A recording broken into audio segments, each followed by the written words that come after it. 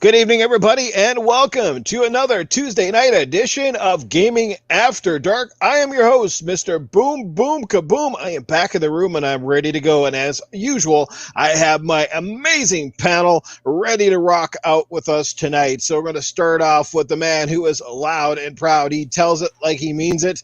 That is a man who brings the comment back to sense. As always, it's Titan Drago. Titan, my brother, how are you doing? What's up, everyone? I'm doing great. Now I know, I've noticed, a lot of people are really tired of the console war propaganda, on Twitter lately, and I found out why. It's because the absolute amount of crap that is simply just created out of spite, and it has no factual background to it. And this is why, this is what the fans of PlayStation and the channels, this is what they have to do right now to remain relevant. I mean, think about it. PlayStation purchases Evo. That's all Sony has done lately that's been newsworthy on the positive side. Evo, come on, man. So when you see the reach, I highly recommend having pity on them and block if they ever say anything too stupid. Oh, yeah, man. They can give you a reach around and scratch your anus right now, let me tell you. God, man. All right. Speaking of anuses, we got the one in here tonight. The middle-aged game guy. Oh, I thought what the hell kind of an introduction was that? Speaking of ass. We'll get to you in a minute, Kaitlin. Jeez. Holy mackerel. Well, hey, man. Good to see you, brother. How you doing, on man? that note, gentlemen, good evening, Noof, chat, panel, and our special guests, Mav and Kaitlin. Yes, it is wonderful to be here. And, of course, Titan. Yes, it is great to be here, guys. We got some great topics tonight. I look forward to it. There'll be a whole lot of yelling, whole lot of screaming, whole lot of good times. Strap in, folks. There you go. From the sexiest bald man in the podcast game. How's that for you, Mag? A little better than anus. Thanks. Did you say strap on? Yeah, did you say strap on? I got excited. Strap on. Well, we know where this show's going. We'll make that part of the show later. We'll bring these two back each week, and we'll have a strap-on review or some fucking thing. Huh? How was that one there for you, Mav? Yeah. Oh, man. Yeah. Speaking of Mav, he is here. Fun speculation. Him and his wife, Kaitlin, are with us tonight. They are part of the two duo tandem on a great podcast that you catch out on Friday nights, the Xbox Ultimate Podcast. I haven't gone back too far with these amazing cats, but I haven't had a chance to watch quite a bit of their content lately. I've had a chance to play games with them and against them. They are pretty awesome people, and we're proud and happy to have them with us tonight. So give it up for Fun Speculation. How are you doing, sir? Doing great. I am on a podcast with Noof Nukem. Hey, this is freaking awesome. We got Mag here. I've actually had the pleasure of being on a couple podcasts with Mag. Yes, First sir. time to speak to Titan Drago, I believe. How's it going, man? This is going to be a fun show. I can't wait to see where this goes. Shout out to the chat. Thank you all for being here. This is going to be a blast. Don't worry, man. You'll hate me by the end of the show. We'll see how it goes. We'll see. Oh, and apparently we brought the strap-on expert herself, Kaitlin, in here. Kaitlin, how you doing tonight? I'm good. How are you? I'm glad to have you here. Thanks for being Thank you for here. having me.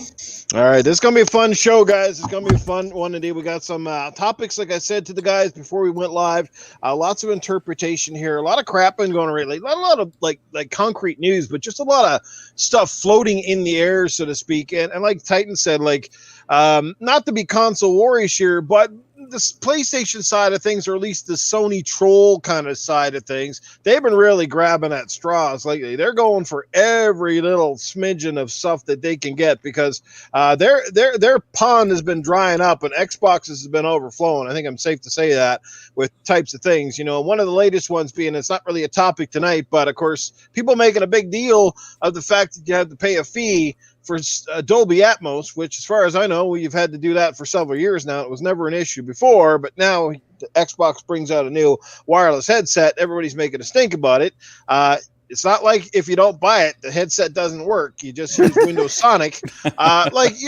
This is, again, those drawing at the straws again, grasping for anything to turn something into a bad angle kind of deal. So that's where it's going. Well, it might weigh in here shortly on that. But before we do, let's just catch up with our amazing chat because, man, the house is packed already and we're not even 15 minutes. And we got the usual suspects. Timothy Dixon is in the house tonight. Draven Arrow. We got Kylo Milo. What's going on, Kylo Milo?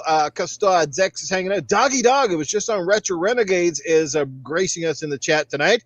He is here with us and he drops a super chat as well. I'll get right to that. Sean Carpenter's hanging out with us here. Let's get to that super chat. Doggy Dog drops $1.99. The super chat works. I'm not sure if it wasn't, but I'm glad to know it's working tonight. Then we get down to Casket Repair. It's always ready to put a nail in somebody's coffin. We got Sean Carpenter is with us again tonight, dropping $2. Not broke this week. Have a good episode, dudes. Thanks, Sean. I appreciate that, bro. And like I said, man, these are appreciated but not required. Doggy Dog once again kicks the door down on the doghouse. We love Noof, Titan, and Mag. Yes, we love you too, Doggy. You're one of the best supporters out there, bro. Spider-Man's in the house. He's swinging on through. Avish is here.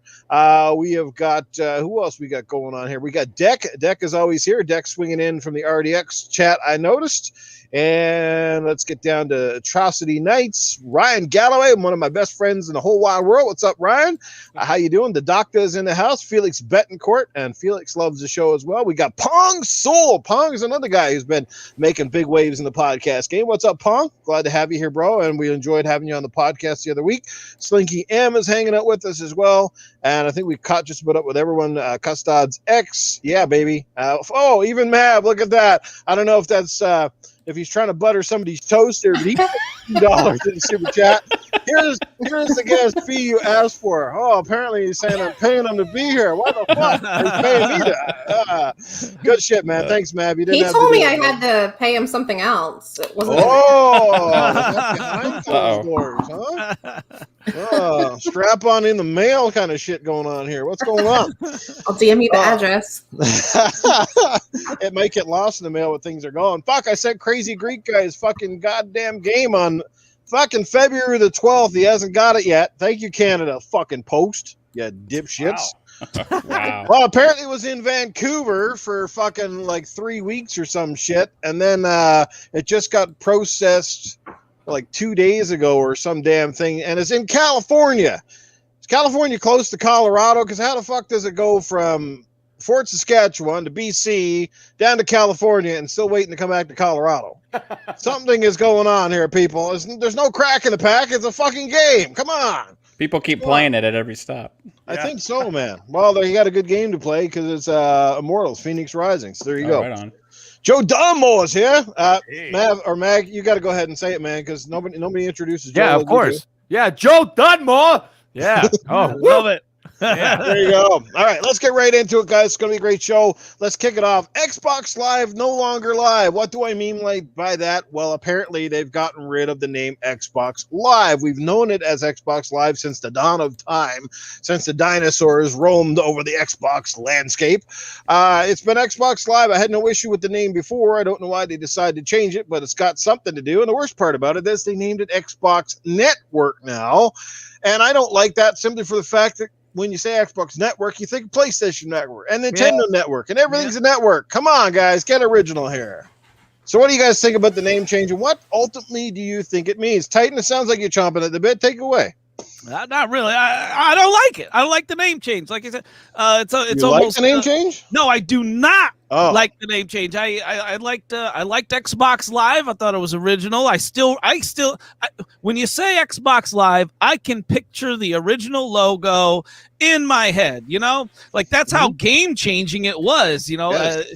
it was literally the dawn of online gaming, and for consoles, and it's got a special place in my heart. Call me crazy, but and just like you said, anything network, I think PlayStation Network, and I think getting hacked, and it just brings up bad memories for me, right? I don't know if anyone else is on the same boat. Are you?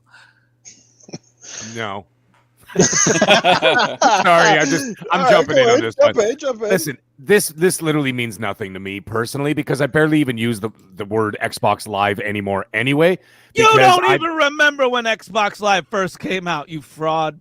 Come on, man. I was there. He's too old, Day everybody. one, He's baby. too old. I'm the oldest guy on this panel here. But anyway, let me tell you something.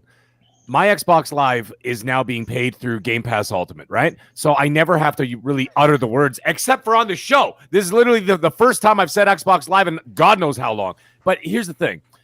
I think what Microsoft is doing is they're rebranding everything as they're moving forward. And what's going on? Like, look what's happening with Game Pass. Have you guys noticed, by the way? And even when they had like their little, that little round table discussion with Bethesda dudes and all that stuff, they had that last week and everything else. You notice how they're no longer calling it Xbox Game Pass? You hear them talking, they just keep saying Game Pass, Game Pass, Game Pass. And I'm like, that's weird, because for the first, 2 years, they were calling it Xbox Game Pass. Now they're just calling it Game Pass. And so what I think is what they're doing is they're trying to pound it in everybody's head now that because it's going to end up everywhere, and don't be surprised, I mean, this is a topic for another time, but don't be surprised if it ends up on the Nintendo Switch at some point, and God knows what workaround people can do to be able to play it on a Sony system or whatnot, right? Plus, you've got your PC, plus you got your Android, your tablets, and of course your Xbox consoles, right? So the way I see this is that they're renaming everything, right? So they're trying to like rebrand the situation because they're going to branch out further, and that's what I think is going to happen. Network. I mean, it sounds like it, right? Now, on top of that, think about what they're doing. They're going to be expanding. Now they're not just buying studios anymore. Now they're buying publishers. So now they're really expanding, right? So now you've got, Xbox game studios doing their thing, and then you've got Bethesda doing their thing. God knows what other publishers they're going to be buying. So now they're branching this brand out further and further and further along. Why not call it a network? It is a network. Essentially, that's what it is. So, I mean, to me, I know it doesn't come off the, I was going to say come off the tongue. Wow. I am on Noob's show. It doesn't flow as nice as Xbox Live. But however, I think it's also because we've been saying Xbox Live for 19 years, right? So we're so used to saying it. And then when someone changes it, you're like, why'd they change it? Right. So it's kind of weird. But at the same time, I think that it's all part of a rebranding. Yeah, I don't know. They're rebranding everything. That's basically what I'm trying to say. Yeah, and then they're branching out. With what? What's definitely what? No, it's the rebranding. Basic. Oh, sorry. I thought you were. By the way, Titan, his name is the middle-aged game guy, not my balls are stropped game guy. Yeah, not yet. So we had Jez Corden was on Four Guys with Quarters today with us, and we got to kind of pick his brain about his thoughts on this too. And he had some really interesting thoughts that made some sense, and it kind of changed my way of thinking about it. Because at first I was like, okay, Xbox Network, this is so that kind of like Mag is saying here, hey, it means big. It means they're going to do all these different things. But Jez kind of took it from a perspective that it's more of a debranding, not necessarily a rebranding, because there's no need necessarily for it anymore. And if you were to get rid of the word live and now you just sign into Xbox, and the word network is just to explain what they're talking about, not necessarily a brand name. It's just like the Xbox network, right? The same. Right. And he explained that it's a lowercase n, right? Not a capital N, but a lowercase n, as in like just a description, not necessarily a brand name. So instead of just like signing into Xbox network, you're signing into Xbox. The network is a description for the online service, whereas live is being taken away as a debranding. And potentially this could lead the way to making Xbox Live Gold go away, be less confusing, right, for people. Yeah. And also, hey, if the Discord rumors are out there right now, if they brought in Discord, which is free, right? It's a free platform.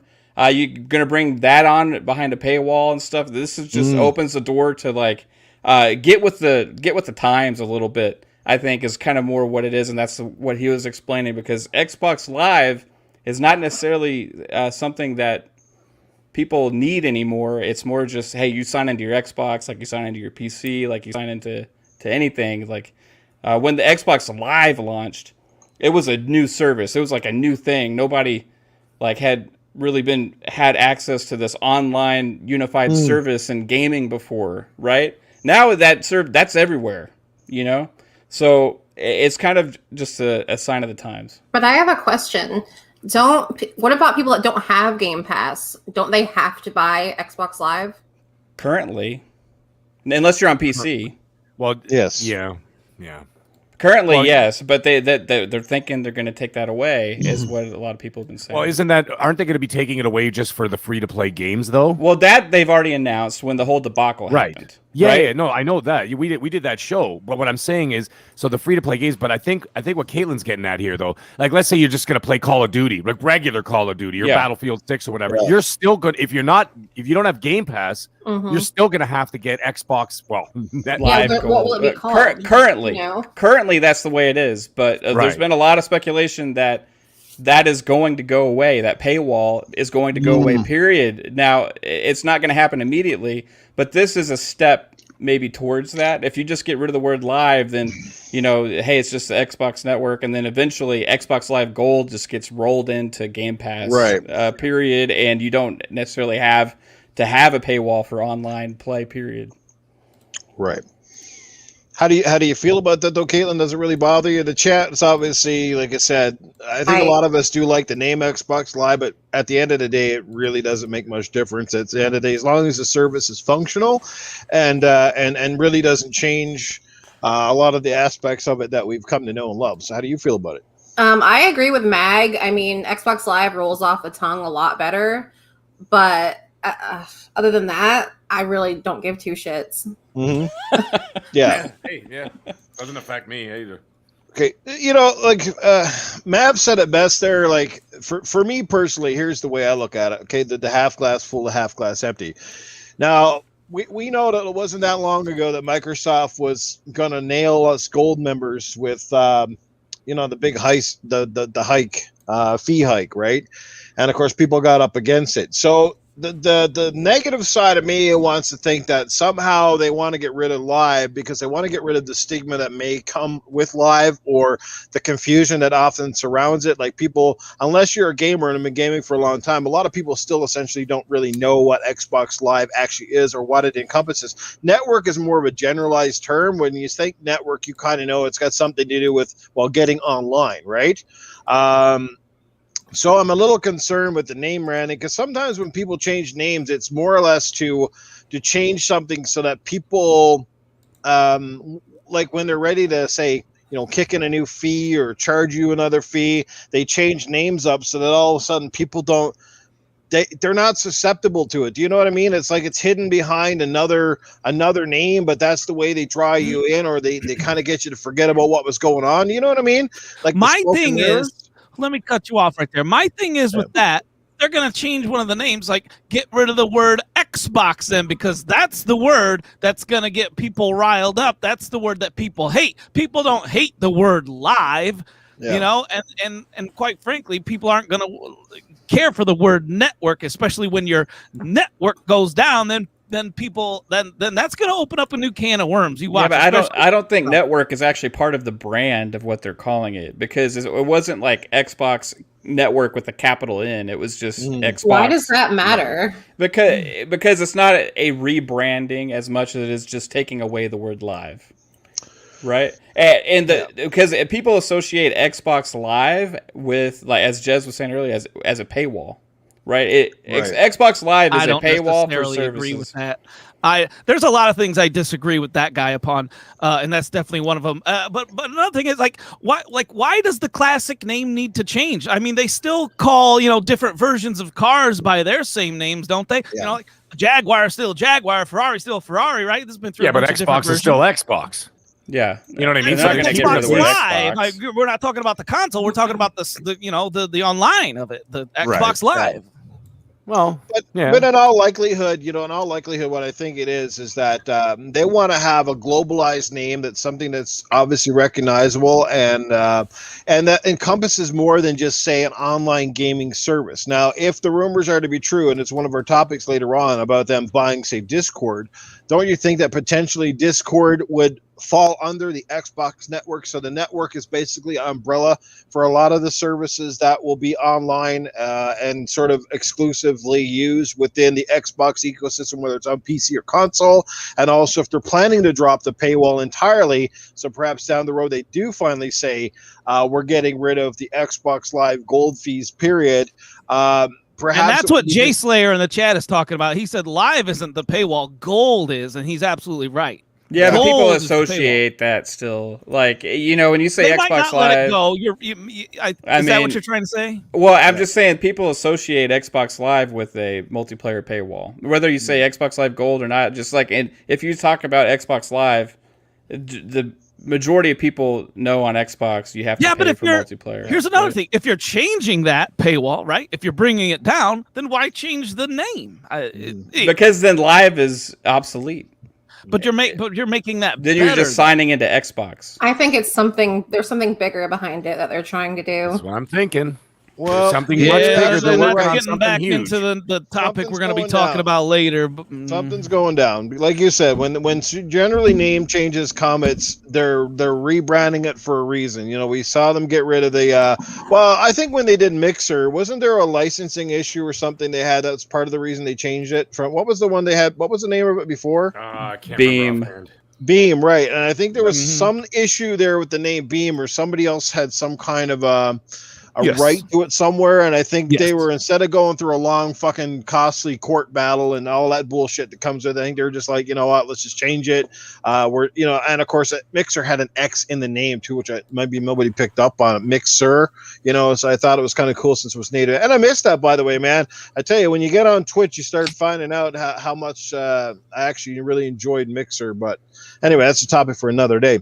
Let's catch up with the chat real quick. We're going to keep this show moving. Albert G is in the house. Dreadpool is here. What's going on? Psychonauts is here as well. Stamp 1646. Iceman, my good buddy Ice is in the house. What's happening? Infinite is here. Cyber Gunter, La Hellboy. What's happening?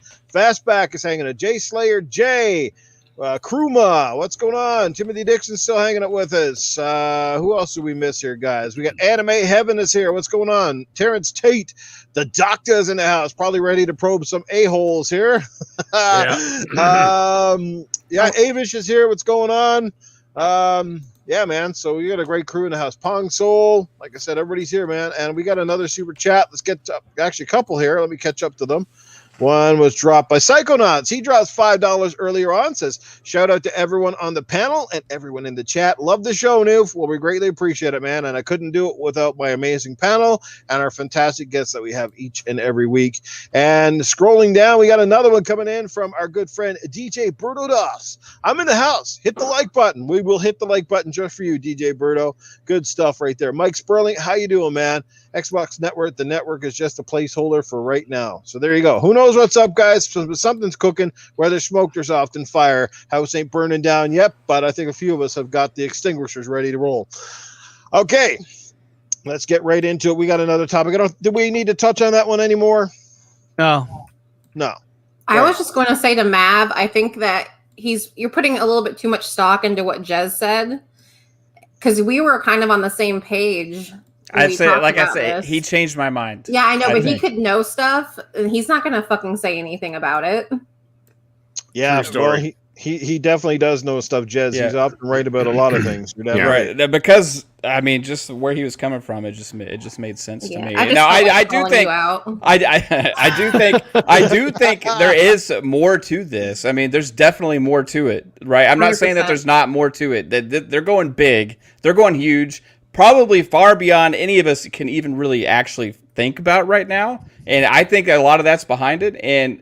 But that being said, this Discord thing goes through exactly, and that may require just making little subtle changes like that. You bet. Well, we'll get to that topic later. Like I said, this one might come back around. Let's get into some movie topic right here, right now. Hopefully, a lot of you guys in the chat, and I think certainly on the panel, I think 4 of the 5 of us here tonight have had a chance to dive deep into Justice League, the Zack Snyder Cut, which is playing on HBO Max. I've only got to see it once, but holy mackerel. I'll weigh in just a minute. I'm going to let the panel and our guests take the floor. Whoever wants to go first, you can have at it. I want to know, what did you think? If you liked the movie at all, and same with the chat. Guys, if you love the Snyder Cut of Justice League, I'd love to see a 1 from you in the chat. And if you didn't like it at all, give us a big old 2 in the chat. So let's find out who wants to take the floor on this one. Mag, you've seen it twice. Go ahead, because I haven't seen it. Oh, there you go. So it was either watch a 4-hour movie or get a 4-hour break from my husband. So, I mean, obviously. Oh, come on. I'm just kidding. But yeah, I haven't seen it, so I can't speak on it.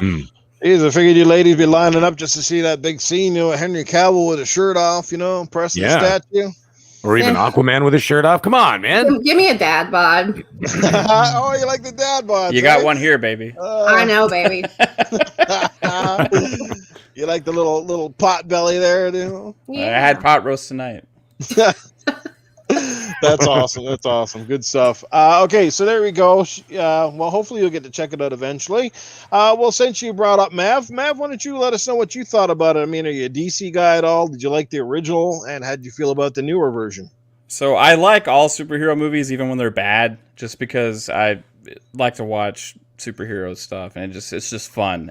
And the first one was okay. It was entertaining enough to watch, but like it didn't make any damn sense. Like they took away the entire story out of the movie pretty much and just left all the action. Like this version just makes me realize 2 things. Zack Snyder was onto something. He actually had a great vision. The story was great. Everything was great. I freaking loved it. And the second thing is Warner Brothers is freaking stupid. Yeah. That's the other thing. Yep. I just don't freaking understand how you can have such a freaking masterpiece in your pocket and let somebody chop it up into pieces and turn that into a piece of dog shit and release it on the world. Like, when you got that? Mm-hmm. Like, Yes. what the hell was going on? I mean, this movie was freaking incredible, man. Like, you had character development from pretty much all the characters in the new ones. Like, I was worried, like, hey, there's not an origin story for Flash. There's not an origin story for Cyborg, all this stuff. But, hey, this movie actually gave me that feeling a little bit of enough of that to actually make it worthwhile to introduce these new characters. And it made me care about them more to where I wanted to go and see their individual movies after. They were on to something here. Zack Snyder knew what he was doing with his whole plan. And the fact that they just let this go and they're still not maybe planning to do anything with it, I don't know what the heck they're thinking, because they're wasting a lot of potential here. It was great, freaking great. Just before we get back to our panel, fantastic face in the chat, someone we love to see, Assassin Lupa. Welcome back, lady. We have missed you. A lot of us were concerned about you. Thankfully, you're here with us, so thanks for stopping by, Lupa. We hope that you are well. Like I said, we missed you in our chats, on our podcast, and we definitely missed you on Community Game Night. So welcome back. We hope you're here for a while. So good stuff right there. Anthony Chipmunk, what's happening? Mike Sperling, what's going on, brother? Yeah, like I said, the Video Games HD. How you doing? Princess Zelda's in the house. Man, we got a crew tonight. Toolman is here. What's happening, Toolman? And Psychonauts. Taylor. Psychonauts dropping another 2. Oh, no, anytime. Psychonauts dropping another $2 in the super chat. Him and Doggy Dog are going at it here, blow for blow. He drops restore the Snyderverse. So he definitely loves Zack Snyder's Justice League. All right, let's get into Mag. Mag seems like he's got a mouthful of superhero spit to go. Yeah, I got a mouthful of something. Anyways, I adored this movie. I've seen it twice. That's right, folks. 8 fucking hours. Okay, now mind you, I didn't watch it back to back. Okay, but the thing is, I did watch it, and you know what? The second time was even better than the first time. And let me tell you something. I hated the Whedon one that they released in the theaters, whatever the fuck. And I watched that one, and I hated the life in that. Like, it was awful. It was awful. And just like what Matt was saying, there was no cohesion in the story. You didn't know what the fuck was going on because they cut so much out. It needed the time to be fleshed out, because what they were doing is they didn't have the 14 movies that Marvel had before to establish the Avengers, right? Each individual one with their sequels and this and that, whatever, right? And expand the universe that way, and then they come together. And by the time that the Avengers were assembled, so to speak, is they were already established. You knew everything about them. You knew their backstories, their origin stories, the whole 9 yards. So this needed a little bit more time and love. But those cocksuckers at Warner Brothers, okay, all they're worried about is their fucking money, okay? And they're just like, nah, just release it. Just make it flashy and pretty and colorful and throw in a bunch of Marvel-style jokes. It'll be just fine. And meanwhile, I'm watching this movie. Now, I know the comics, okay? Like, I mean, I know the comics. I know the characters. I know the good guys, the bad guys, the whatever, right? Okay, I'm not, like, psychotic. I don't know, like, oh, no, dude, that's, like, on Ecto Earth 84. Like, that did not happen on this Earth. You know what I mean? Like, I don't know any of that shit. Right. When I watched the Whedon cut, okay, and that's what I'm calling it, okay? I'm calling it the Whedon cut. When I watched that one, I had no idea what the hell was going on, okay? Steppenwolf drops in at some point, and I'm like, who the fuck is this guy?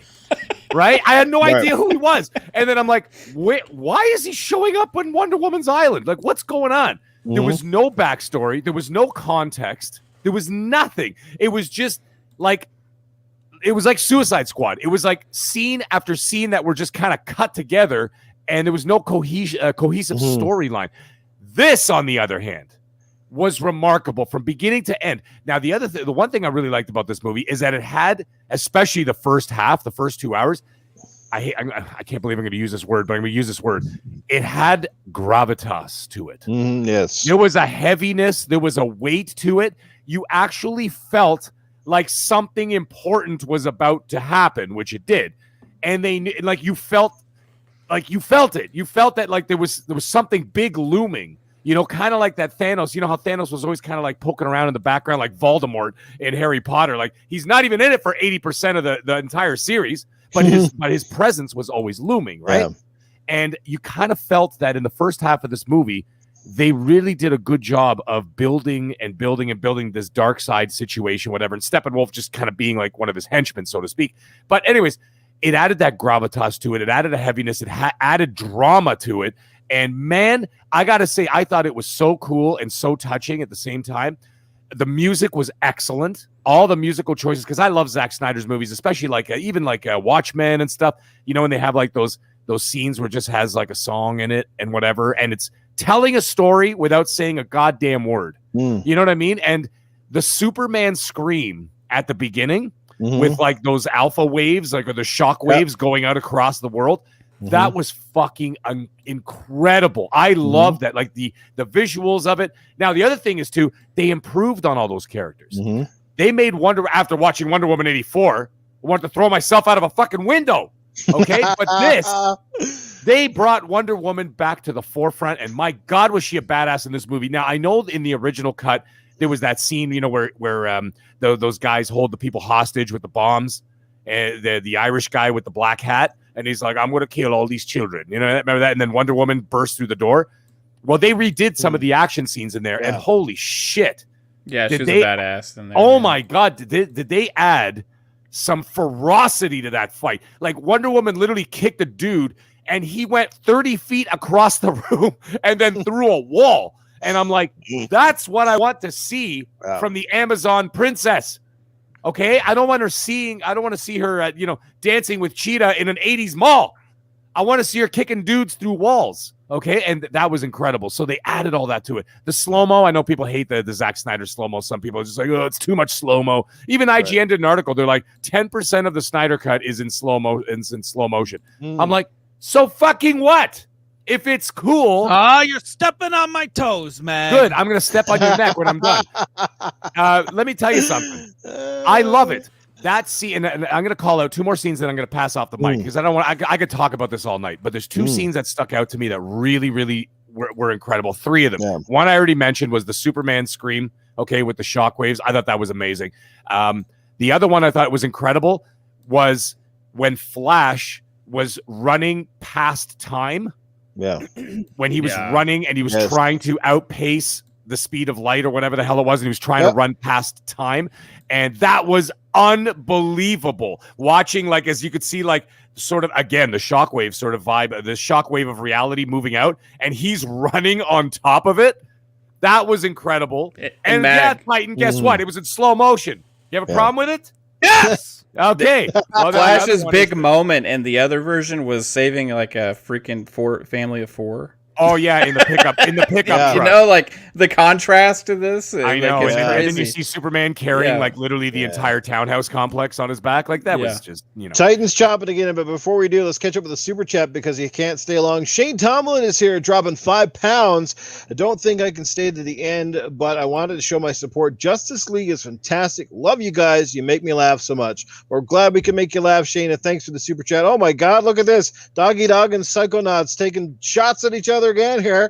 $1.99 coming from Doggy Dog. Gaming After Dark is fire. And Psychonauts drops $2. Penny up on you, Doggy Dog. Hit that like button and spread the word, everyone. Did we see a 201? Do we see a 201? I was actually about to say that. I was gonna think about it. Like, guys, someone drop a 201. Yeah, One last thing. The $1.99. I'm gonna get a $2. I'm gonna get a 201. We need that. We need the sound effects for this pod. You know the Bob Barker. This Price is Right. Dun-dun, Yeah. dun-dun. Yeah, exactly. Before Titan starts crying about slow-mo, I wanted to say one last thing. The epilogue was absolutely stunning from beginning to end. And the one line that I love the most. Please What? don't. What did you say? Please don't. Please say it after my spiel. Please wait. I feel a Titan rant coming about something here. Okay, so fine, that's Titan. not matter. Fine, Go, Titan. Go right ahead. Go right ahead. I'll say my line after. Oh. I'm going to give Tony Baloney some ammo this week, okay? He's already got it. Down thumbs incoming. Let me see them, chat. We have 0 down thumbs right now. I want to see at least 3 by the time this sentence is over with, okay? I'm the you'll get them, Titan. You always do. I'm the only panel member in any podcast that requests to see down thumbs.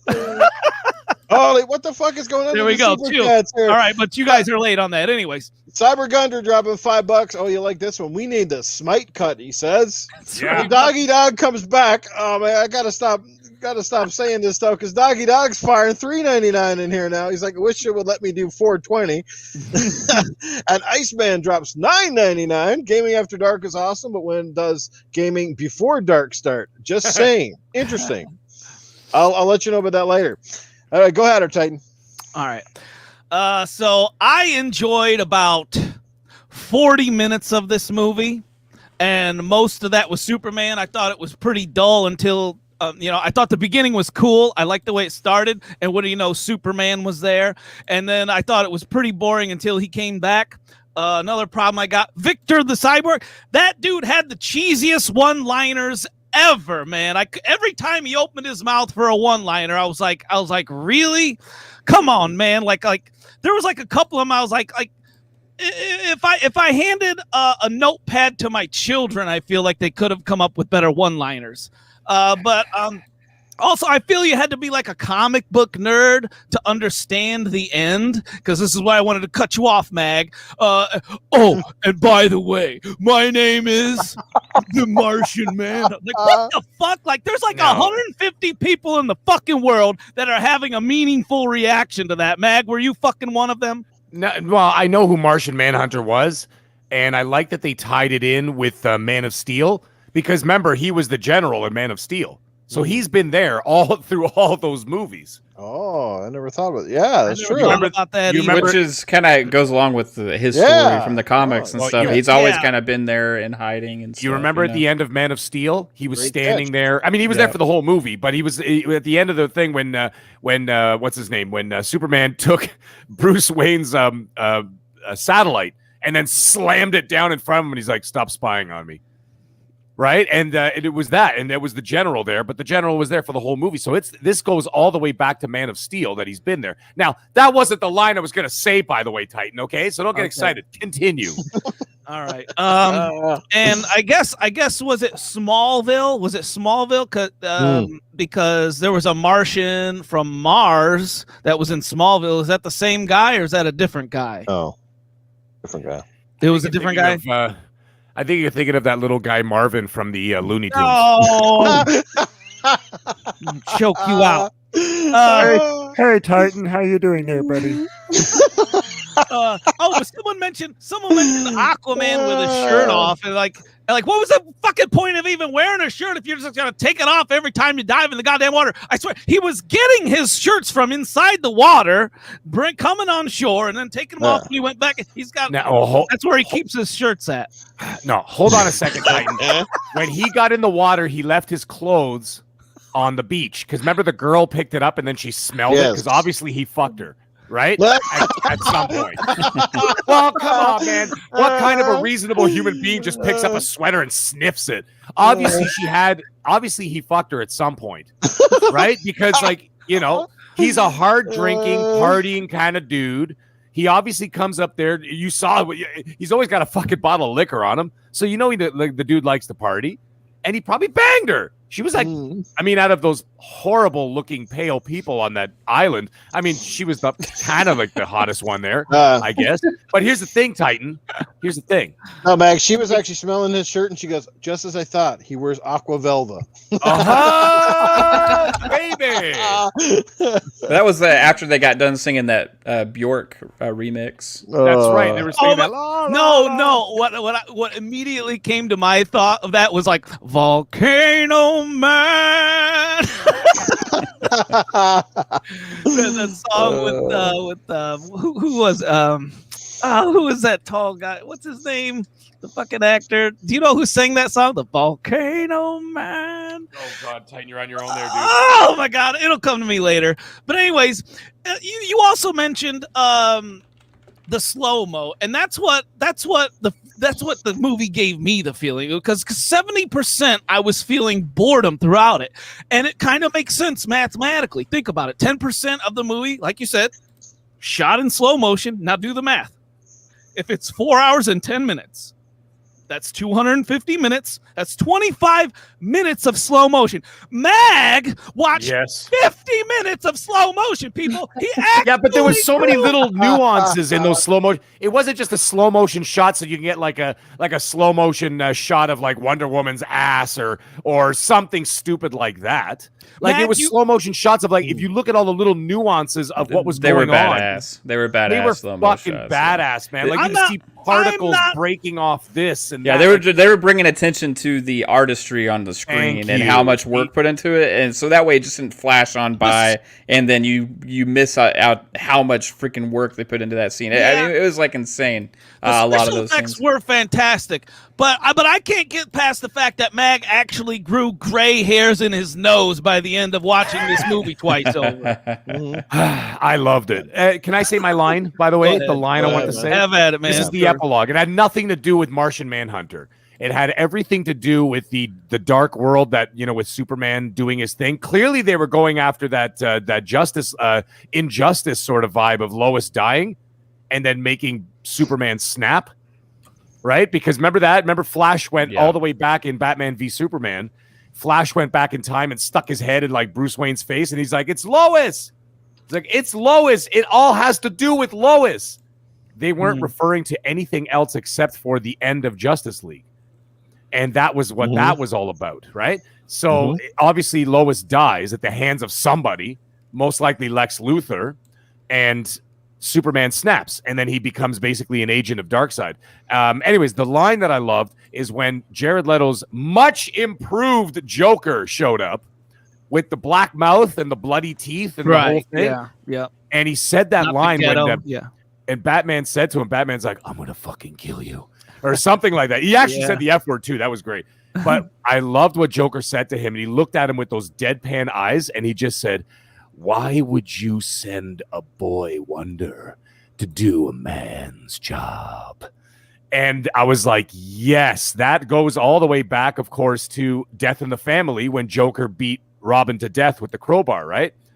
So, and then if you go back to Batman v Superman, when they flash through the Batcave, you see, obviously, the Robin suit in glass, and it was spray painted. It said, "Joke's on you, Batman, ha, ha, ha, ha, ha," and there was blood sprayed all over it. Yeah, why would he keep that up in his Batcave with all that to shit make him on angry? to keep him angry. Like, that's what he does. Even Alfred Yeah. said it in this movie. He's like, well, clearly you're not good at recruiting because all you do is brood in a cave all day. Yeah, yeah, yeah. Right? So, like, you know, he's got to keep Yeah. a reminder of that, where he needs to keep his fire, like in his Yeah. heart and in his spirit, whatever. Yeah. Anyways, I'm done. You know, for me, my thoughts on look, I love the movie. I mean, you go back now, you watch the original, you watch this one. I mean, boy, there was a lot left out. I mean, a lot of movies you see come out years later, director's cut of this, director's cut of that, and a lot of times you sit down and go, what the fuck did they add? You know what I mean? Like, you literally need like a fine tooth and comb. Oh, like it's got 2 minutes of extra footage. You know what I mean? But this movie, I mean, almost half the movie was new footage. Like, you start out with the fact, Steppenwolf, like you said, you get to he actually looks a lot better than he did in the previous version, and you get to know a little bit more about him. You get to see him a little bit more in depth. So, like, the enemies are a little more fleshed out in this game. You get to see a little bit more of the backstories of the other heroes. Like you said, they didn't have that leisure of trying to catch up to the Marvel universe by doing, you know, a single movie here and a single movie here. Like, obviously they're trying to fast track their characters all sort of into one, and I'm sure in due time with popularity we'll probably see more individual movies. Shazam did really well, of course. Wonder Woman was phenomenal. Wonder Woman 84 is kind of mixed reviews. I never seen that one yet, but I love this movie, man. Like, it had a lot of heart and soul. One of my favorite scenes is technically still from the first movie though, and it just goes to show you how powerful and amazing that Superman is. Like, when he literally comes out in front of the Flash and Aquaman and Wonder Woman and Batman, and he wipes the floor with all of these guys. Yeah. That is like, I love that, because I love Superman.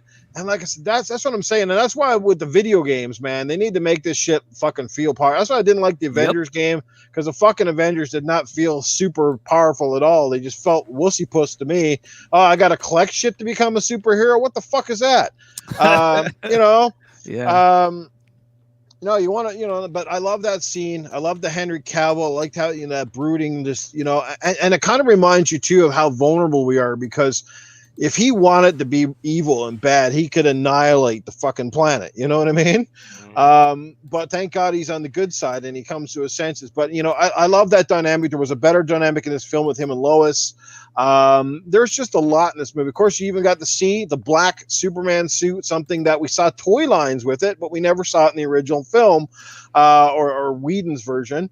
So that was kind of cool. He comes out with that, and it just had that mystic aura. And again, if you've seen Man of Steel and you're back on Krypton, you'll notice a lot of those guys had the black suits, or they did in Man of Steel, like Zod and all those guys had pretty much black suits. Yeah, because they were evil. Yeah, so that was kind of interesting, right? And it kind of makes you wonder what's going on. But there was a lot of things. I don't want to give away too much spoilers and stuff like that. I liked the movie. I felt the good thing was it was 4 hours, but it didn't feel like 4 hours to me, despite the slow-mo. And yes, I will agree there was probably a little too much used on the slow-mo side. I could have done with a little bit less.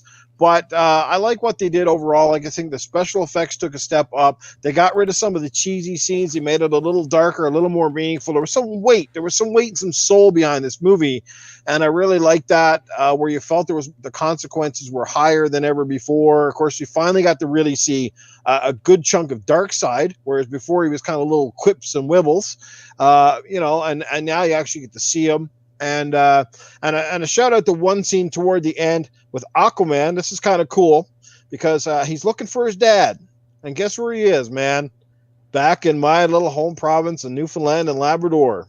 Yep. Most people probably would have missed it, but you can see it on the shed. Newfoundland, and you see the Newfoundland flag and the Canadian flag flying in the background. Actually, I thought that was pretty fucking cool. Remember, I was telling you, Newf, my friend is a doctor in St. John's, Newfoundland. Yeah. He went to a bar and he was sitting there. When they were he was filming reshoots for that, but he actually goes to Newfoundland a lot because he was filming another show there called Frontier, I think it's called. Yeah, and he did a movie there a few years ago as well. Yeah, he's been there a few times. He's been there a few times, and he was just sitting there chilling, like at a bar having a beer, and he actually like talked to him and stuff, and that was it. It was pretty cool. But anyways, that is really cool. That is cool. So I'm not going to say any more other than I really love the film. I think overall the chat seems to really like it, and that's a good sign. Let's hope that Warner Brothers learns one little lesson. I mean, obviously, you can't help what happened to Snyder and his family, and you totally respect why he had to pull away from the project. not many other people on this world probably would have kept going. Really tough thing. And right at the beginning, or at the end, or I think it is, or at the beginning, maybe I think it was, it's dedicated to his daughter. Yeah. You know, he largely built this movie for his daughter. And of course, the fans love the fact that he did, you know, he didn't have to do this, but he did. And the studios didn't have to pump money back in it and back it either. I totally understand from one point where Warner Brothers is, because 4-hour movies generally don't do as well at the box office. That movie, and that's the thing, right? When they're screening these things, they want the movies to be, you know, 2.5 hours is generally kind of like the max out for most people. After that, you know, what happens is people go, that movie's 4 hours. Well, you know what? I'll wait till it comes to home video. That's your problem. That sort of thing, right? That's a long time to sit through. So I can totally understand it, but I don't think his vision would have been done justice if it was cut in half, because we obviously saw how much he added to the film. They had, like I said, the actors come back to film some scenes. By the way, did you see how skinny fucking Bruce Wayne was toward the end? Like, goddamn, he gained so much weight to play Batman, and then at the end, you're like, the fuck is this guy?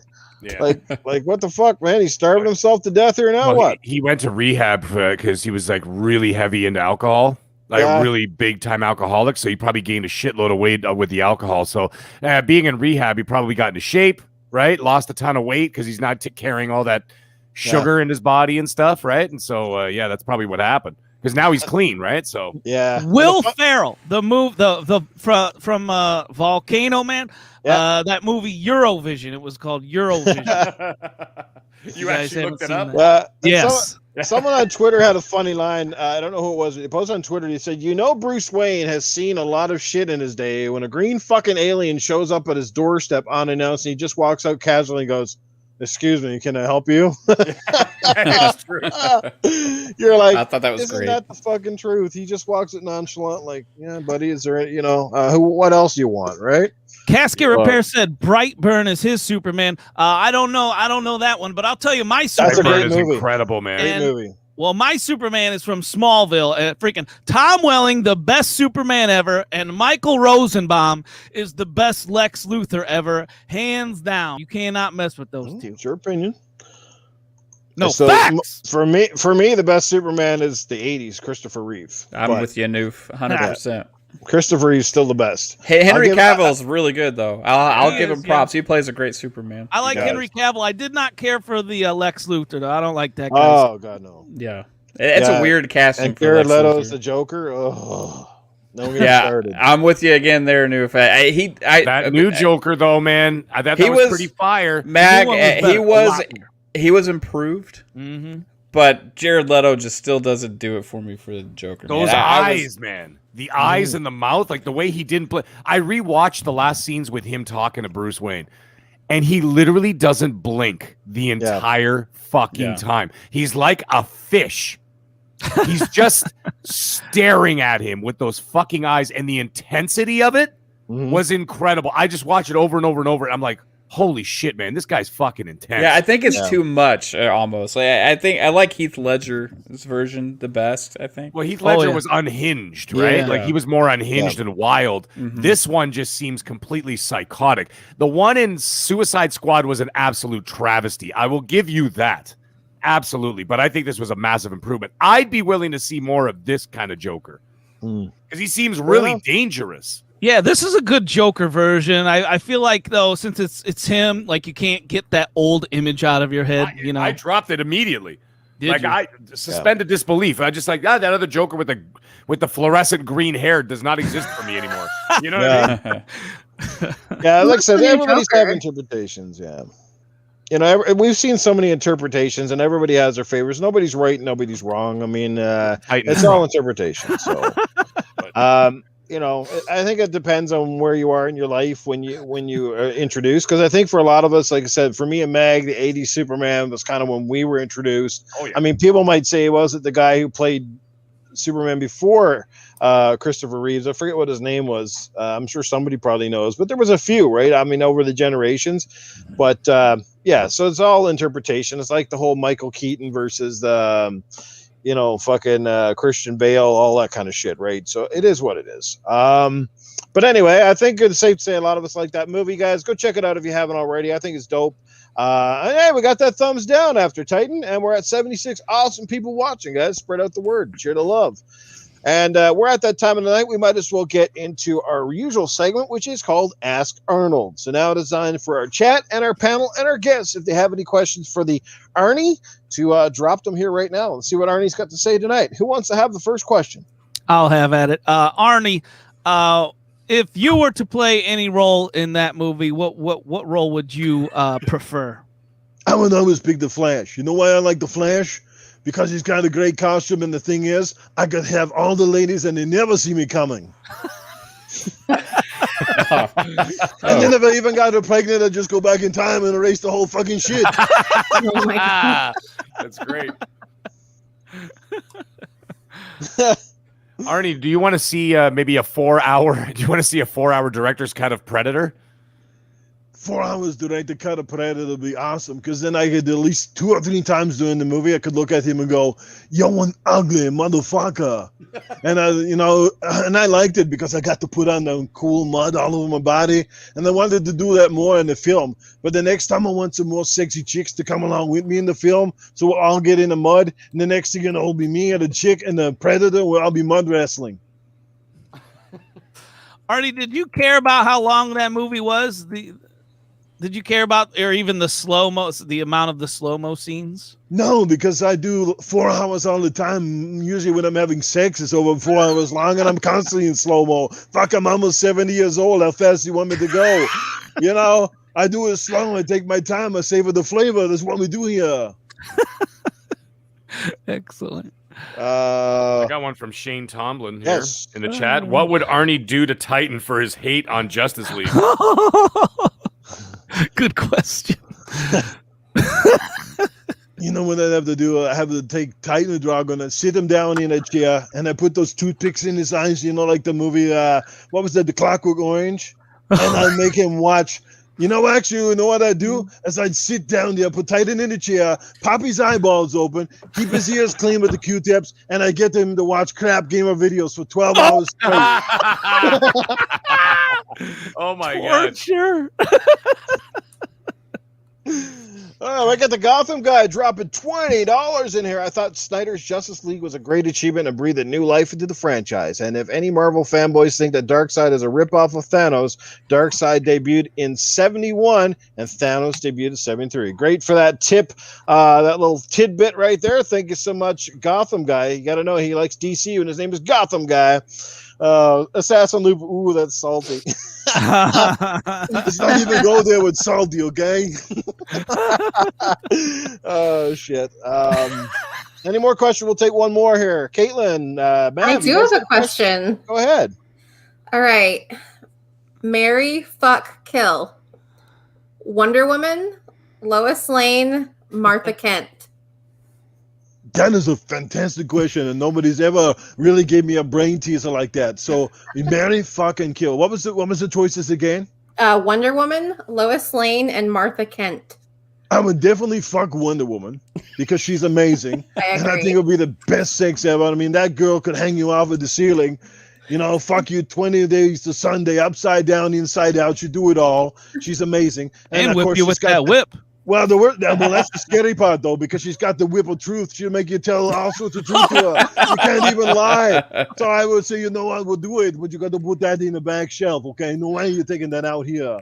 And, of course, I would have to kill Lois Lane, you know, because Lois Lane, she just seems like the kind of broad that after, you know, things get old, she'd be bitching at you all the time. And she'd be making you, like, beans and wieners for supper and to clean up the dog shit. She looks just like an old maid. Yeah.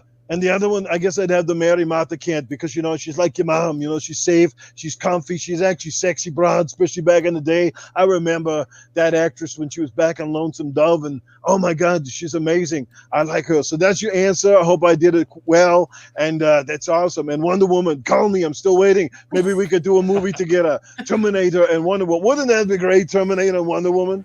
That'd be awesome. That would be amazing. Hey, Arnie, would you ever want to play Mr. Freeze again? Hell no, not that Mr. Freeze. I mean, fuck the first scene I did in the movie while on the ice skates. What the hell was that shit? Joel Schumacher, you should have been fired. You made me look like a dweeb out there. Your jokes were literally cold. They weren't coming into the class. No, I would have never wanted to do that. And I would like to do other character, but not Mr. Freeze. I would have been better as Bane. They could have me as Bane because they don't say much anyway. They would stick the mask on my head and the wires are coming out of me. I look like Bane kind of from The Dark Knight or The Dark Knight Rises, only I'd be better than Tom Hardy. Oh, does it get better than Tom Hardy though? Oh, Kaitlin, this is Arnold Schwarzenegger. You're thinking about the 70-year-old Schwarzenegger. Well, you look, Kaitlin, you go back, do your homework, and look at me when I was back in my prime, back in the 70s and early 80s when I was playing Hercules Goes Bananas and the early movies. And I showed you my alive then. I showed you my bum back in the original Terminator walking through the garbage can. Does Mav watch through the garbage can and show his bum? Sometimes if it's like in the middle of the night and I forgot to take out the trash, All right, guys, great questions for Arnold tonight. Arnold was on fire. I told you. There you go. All right. Oh, we missed a super chat. Chet, got to get the doggy dog here. Doggy dog is going to fund this podcast. This podcast has been brought to you by Doggy Dog. Shit, where is it? Doggy dog, you got to give us like a little either coin phrase or something, man. Because you're literally sponsoring this show. Where for the real. fuck is it? Did I miss it? Like, is it way up there somewhere? no, the last one I see, there's Princess Zelda is awesome. Is that Yes, there you go. That's the one I did miss. Sorry about that, Doggy. Thank you for that, sir. Princess Zelda is awesome indeed. Are you turning to Princess Zelda in the chat or Princess Zelda as in the game? Because there is two here. I would say they're both awesome. How about that? Good shit. Guys, hope you liked the Arnold tonight. Arnold's answers were definitely on fire. All right, let's move right along. Halfway through the show, we've definitely got some more great topics in here tonight. This one shouldn't take us too long, but I just want to know what you guys think about it. Sony, I guess, is reportedly going to close down their PlayStation Store for PS3, PSP, and Vita games. I mean, obviously, those are legacy platforms. They've been out in the wild for a long time. I don't even know anybody hardly who uses those anymore. But what do you think about it? Is it a sign of the times? And does it spell doom and gloom for a lot of different things? It's just another nail in the coffins kind of thing. It's a sign of the times. Who wants to take the floor on this one? I guess I can. Or yeah, no, go ahead, Mav. go ahead. Have at it. Go, Mav. So and one thing is, it seems like with the lack of back compat on the PS5 is one of the reasons why potentially they could be doing away with this as well. Because if you can't play them on the new system, then why be able to buy the new ones, right? So there's having less and less of those out there for people actually making any purchases on them and all that kind of stuff. But has anybody answered the question of, if you deleted a game, can you re-download it still? That would be the scary thing, right? Because that would suck. Let's say you lose your hard drive gets fried or it craps out, and you have to go and you want to get a retro console. You go get a new PS3, or not a new PS3, but a new used PS3 to go and download all your games you'd purchased, right? Is that possible? I don't know. That sucks. That question has to be answered. That sucks the bad. fact that question is not, that the answer is not out there on social media and well known by now. That's a scary thought. It's not a scary thought because they push it aside to push narratives forward. I'm telling you, I know it sounds a little bit tinfoil hat of me, but I'm telling you, a lot of people brush this shit. A lot of stuff that Sony does, they brush it right under the fucking rug.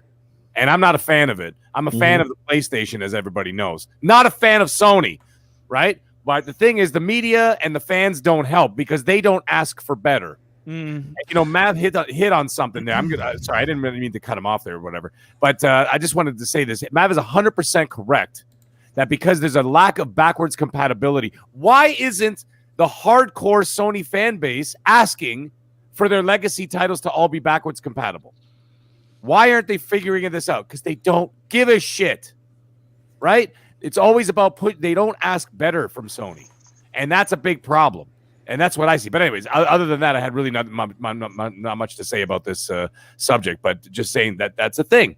That's a thing. And, and they don't push for better. They don't ask for better. They clearly don't seem to have, what are you going to do if you wanted to go back and play or purchase a PS3 game that's not on PS Now? Right? You would have to actually buy a PlayStation 3 I can give you the perfect example. I was saying this the other night. I bought that Teenage Mutant Ninja Turtles, that reshelled game when it came out a few years ago. Amazing game. But guess what? I can't play it. It's not backwards compat. I can't download it through the store unless I have a 360 and can still access my old file from the list of history downloaded. That's the only way I can get that game again. That's kind of concerning. Like, I should be able to bring those games over now. You know what I mean? Yeah, yeah. Are people panicking, like loading up hard drives right now? Like, I mean, I would be if I had a lot of digital games on a PS3 right now, and I still cared about playing them. You know, Psychonauts dropping $2 into super chat. Knowing Sony, it could be gone forever. You're absolutely right. Now, I think there's more to it than that, but I'll weigh in on a second. Go ahead, Titan. You were still saying. No, Mav was going. Keep going, Mav. No, you're. So, it just. If you compare like what we're talking about with the backwards compatibility, also like a comparison for sake, Xbox is still interested in selling those older games because they're not only selling them, but they're improving them with hardware-based services. Like you got the auto HDR, you got FPS boost started rolling out and all this stuff. And then PlayStation's just like, okay, now we're not even going to make them available on the new console, but we're not going to improve them. We're not going to do anything. In fact, we're going to take away the ability for you to buy them. So, like what Mag was saying, like, why is there not an outcry of this kind of stuff? Like, if you buy something digital, this goes with cell phone, mobile devices. This goes with buying movies on like Amazon Prime or whatever. You should expect the devices that you buy in the future for those purchases to carry with you forward. There should be one ecosystem. That is, in the digital age, that is the only way to go. Mm-hmm. Otherwise, then everything is up to the companies and whatever their business decision is. If they need to make a promise, it's a responsibility that they have to carry those titles forward, so to protect the value of what you're purchasing today. And they didn't do that. And not only did they not do that, now they're taking the ability for you to purchase those older games away. It's just like I don't understand how there is not the outcry from that community right now. Mm-hmm. Yeah, they're getting PlayStation is getting away with a lot. They really are, and you know what? They could really get away with murder because their fan base is so hardcore. Brainwash. I am telling you guys, It is in the fucking intro to your PlayStation. There's some subliminal fucking message there that fucking brainwashes these people. It's gotta be something subliminal like that. Because otherwise, why would they be so gung-ho? Everything about that system is right. Everything else is wrong. Xbox is the devil, etc., etc. But as far as this PlayStation Store closing, the scary thing to me is it should not be a sign of the times, right? The times are things are getting more inclusive, more options, et cetera, right? And the thing is, I guarantee you, without a shadow of a doubt, if Xbox did this, you would see doom and gloom from most online publications and every fanboy out there, and that would basically draw the response or whatever from Xbox, right? Now we'll see if that happens with PlayStation, because I see a lot of questions out there on Twitter, but I don't see anyone really harping at them. I don't see anyone, raising a fit. It's just like Mag said, it's getting swept under the rug again because it is something that Sony is doing.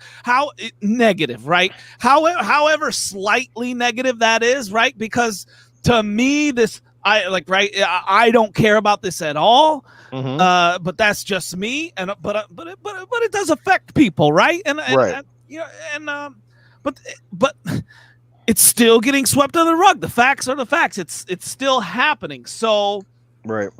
So what do you think is the right recourse for this, Noof? What do you think? What do you think PlayStation should do? Should they come out and say, "Hey, here's all the answers to the questions, because PlayStation does not do that. They do not have their ear to the ground on Twitter. They do not listen. They don't give a goddamn about any podcasts out there, right? They don't give a goddamn about RDX or any of these big podcasts, even PlayStation podcasts, because quite frankly, the PlayStation podcasts are the fucking biggest clowns in the world. And they don't want anything goddamn do. The Circus Podcast.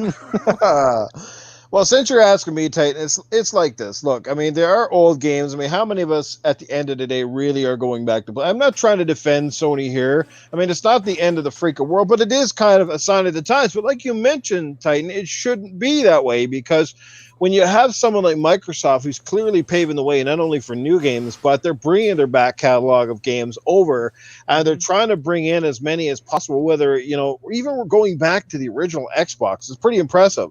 And they're bringing more all the time, and I think they're going to continue to do so. Like I said, just because they're old games doesn't mean they're bad games. It doesn't mean that those games aren't new to somebody. Like, I mean, we can't get to where we are in Gears of War, or we can't get to where we are in Halo if we don't acknowledge the past that came before it, and you don't play and try to appreciate a lot of that backstory. It's like, you know, like what if your only experience, let's say the Indiana Jones movies, for example. What if your only experience in Indiana Jones was watching that debacle, that last one that came out, number 4, right?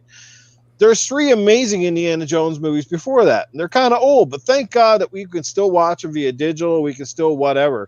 Now, I mean, for a lot of those PSP, PS Vita games, PlayStation 3 games, a lot of them you can pick up at a store, physical. And perhaps, you know, if they look at the numbers, perhaps a large portion of people that bought the games at that point in time did buy the physical. I think perhaps more so for PS Vita, people were probably buying a lot of the digital games because of the way the ecosystem was starting to go by the time the Vita came out. Like, the Vita got very little support, and then a lot of the games that came out toward its life cycle were games that you basically downloaded onto your console. But regardless, I still think those options to get them back should always be there. If you paid for something, you should be able to play it.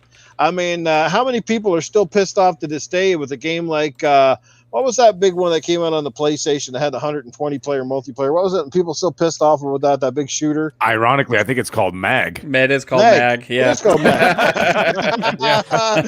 You know, but I still hear people to this day that they actually like that game. There was like a dedicated small fan base, and they cut that game completely off. They severed the umbilical cord on that fucking thing. And you know what that game is now? No more, no less, a beer coaster. You can't play it. Servers aren't active. You know, this goes for a lot of games with servers. Now, servers are a little different because servers you're constantly pumping money back into. You can't run a server without paying money to upkeep it, to maintain it, to update it, and yada, yada. So I do get it when a game is pretty much dead in the water, and we're talking like a couple hundred people left playing a game. That's not a good sign. Like, at some point, you got to pull the plug. If not enough people are coming out, you know, Mag, if your fucking restaurant was only getting 2 people a week, at some point you have to say, you know, this ain't worth it anymore. Yeah, right? Of course. No, I get it. You have to cut your losses. But I mean, you know, you're also talking about multiplayer games that have an online and all that stuff. A lot of these games are not that. Yeah. Right? These are games that you should be able to play offline easily without any problems or any issues.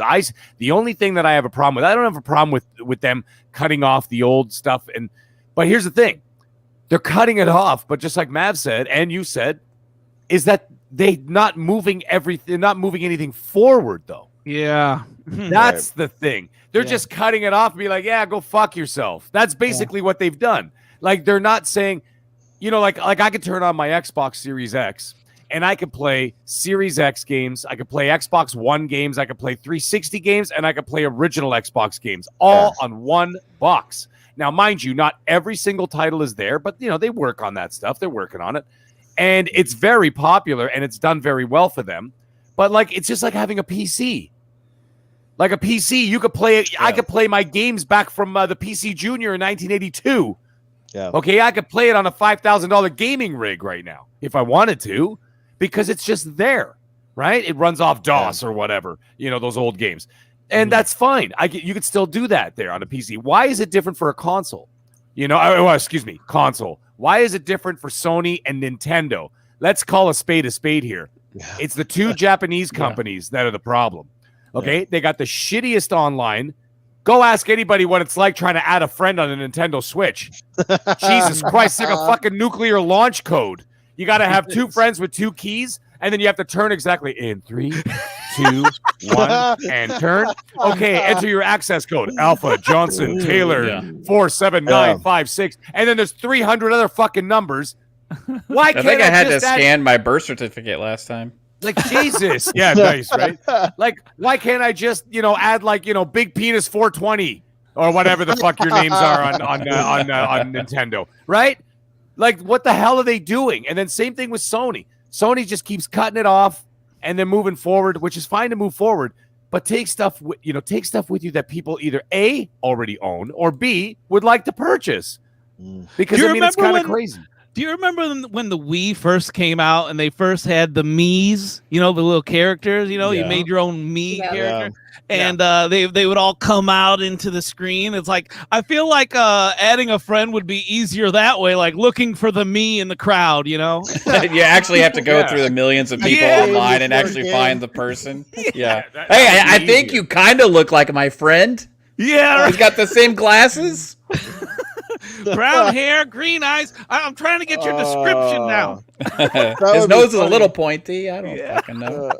That would be funny. Like a game within a game. Find your friend game or something like that. Find your friend, exactly. Yeah. Hey.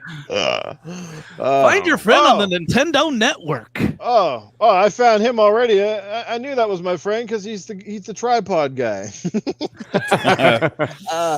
Hey, before we continue these thoughts here, we're having a great conversation, by the way. Chat, you guys are amazing. And Audible Fart is here. I knew I smelled him come in the door. We got Assassin Lupa, who, like I said earlier, is back with us, and she dropped 5 pounds in the chat. I really missed you guys. Thanks for the giggles. Gaming After Dark, Mav, and Kaitlin are pure fire. Thank you, Assassin. We greatly missed you and appreciate that super chat. You didn't have to do that, but we're glad to see you back. We missed you too. So, again, thank you so much for that. And hey, do you smell an audible fart? I guess you hear it before it smells. I heard one right before we went live. That was for sure. Yeah, right. I'm surprised he hasn't dropped one during the show again. He's averaging one a show lately. Yeah. Give me time. The beans haven't settled in yet. I did have chili for dinner too. Jeez. Oh boy. Oh man. Caitlin's like, get me out. Who's the I think it's that guy we play games with. He comes. I think you might know him. Titan. I think it's Your Wicked Hot. Your Wicked Hot. I think it's him. Oh yeah. And he's telling us a story about the fucking gaming chair that he had, and they've been like farting in it for years. And then he sold it, and he said no matter what he did, it still smelled like fucking ass in the middle of it. So he bought it. It can't be any worse than trying to sell your bathtub water, I suppose. You know what I mean? Hey, here's a new Nukem chair. It's got Nukem fart fucking stuck into the material. Jesus Christ. It's that foam cushion. Yeah, farticles in the liner here. Particles. Warning, do not rub face on That's probably because most of them were shirts, just be honest. If you do not want pink eye, don't buy anything from Noof Nukem. Oh shit. That's crazy. All right. Any more thoughts on this? Who didn't have a chance to think on this one? I have no thoughts on it. I've never even played a PlayStation. What? Hey, she saved herself a lot of heartache and pain. Come on, man. There's some great games on there. I just platinumed 6 games since November. And I'm playing. That's one thing they do great. They have some great games. Yeah, man. I cried during Days Gone. I cried during Days Gone. I swear to God. You pansy. It was so good, man. I was so emotional. It was so emotional. There's some emotional stories in Smite. Gods die all the time. But I am not crying over here. Yeah, so I can see a cartoon Medusa fall over. Yeah, I can already hear Tony Baloney. He's festering in the background waiting. Oh fuck, he's been here since 10 o'clock. Oh, he's been here since 10 o'clock. He's like, it's like Freddy Krueger. He's like trying to come out of my body right now just to try and get under this mic right now. Come on, man. Do you even know why it's called Days Gone? By the way, Titan. It's called Days Gone because that's the amount. Those are the number of days. And it's actually, when you turn it on, it shows 800 and something days, 800, and it counts every time you turn it on. It's the number of days he hasn't seen his wife. Come on, man. That doesn't pull some heartstrings. That is kind of sad. I know. What were you All about right, to say? you got an awe out of me. Okay, are you happy? Yeah, it was fucking great, man. And even when Kratos leaned over to put his hand on his son, like on his son's shoulder, because he was about to comfort him, and then he pulled his hand away and he held his emotion in because he didn't want to like show his emotion. I fucking cried too. Okay, You I thought got that was Albert so G good. crying in the chat. Anyways, I'll shut up. Uncharted's great. I like Uncharted. Yeah. Hey, I cried when my first ship got sunk in Sea of Thieves. No, I'm just kidding. When I crashed on that first turn in Forza Horizon, that was so that was tears. It was brutal. Oh, man, golly, I could imagine. Oh shit. Great stuff. All righty, we got go ahead. I was just gonna say I cried when I sold my first house in House Flipper. Hey, That was a big moment. Yeah, That's a big one. That's a legitimate thing. she just hit $1 million. I She's did. hit I $1 million became a on House millionaire. Dang. You had to vacuum, like, what? Like, you had to vacuum up all the bugs and stuff. They're just going to come back. Mm. Well, hey, I'll have sold it at that point, so it's Yeah, not you're my right. problem anymore. Yeah. Okay, I flipped some houses in that game. I liked it. Oh, Our it's next fun. our next topic. Do you guys want to talk about the potential, the rumor that's circulating, which kind of been circulating before, but say GameRant.com published an article about the rumor that Game Pass is looking to add the Ubisoft Plus services there. Do you want to talk about that, or do you want to talk about the potential of Xbox acquiring Discord? I'm down with the Ubisoft one, and then I got a dip for a moment. You know why? Yeah, all right. Let's do the Ubisoft one, and let's let our guests take the floor on this one if they like. Mav or Kaitlin, who wants to go first? I don't know if you read the article, but it is floating around, and we've heard talks of this in the past that Microsoft may potentially add Ubisoft to the Xbox Game Pass deal, much like they have sort of added EA Play to it. And we know that Microsoft and Ubisoft have had a long-standing, good relationship for many years. As you see, a lot of those games come out with, the launch packages and stuff like that. We saw that with AC of Valhalla this past year and stuff like that. So, what do you guys think about that? Do you think the potential is real here, and how would it benefit both companies? I think there's a lot of smoke here because it's been going on for a while now. I mean, we've heard rumors on this for probably like 3 or 4 months, I think now, and it keeps coming back. People that I've spoken to that I'm pretty good friends with, some of them they seem like almost like they know something and they can't give me any information, and it's frustrating the crap out of me. However, I mean just from the buzz that's out there, it seems like it makes too much sense, right? Like if Ubisoft really wants to get those games into the hands of as many million gamers are on Game Pass, and it's only going to grow once this gets on there. I think it makes a ton of sense. The only question I have is what version of Ubisoft Plus is it? Because Ubisoft Plus is new games, and it's $14.99, right? And Game Pass is also $14.99. I don't know how like Ubisoft it would work for Ubisoft just to absorb that whole service into Game Pass, right? So I think there's some interesting things that I think it would be kind of like not necessarily Ubisoft Plus. So I don't know. It's going to be interesting. I would love to see it. I want to play. Hey, I want to save money, right? Like I just be real here. Like if I can save money, I'm 100% down. So. But I think there's something to this. I think it's going to happen, and I think it's going to be announced at some point, probably in the next 3 or 4 months. Is there no Ubisoft games in Game Pass right now?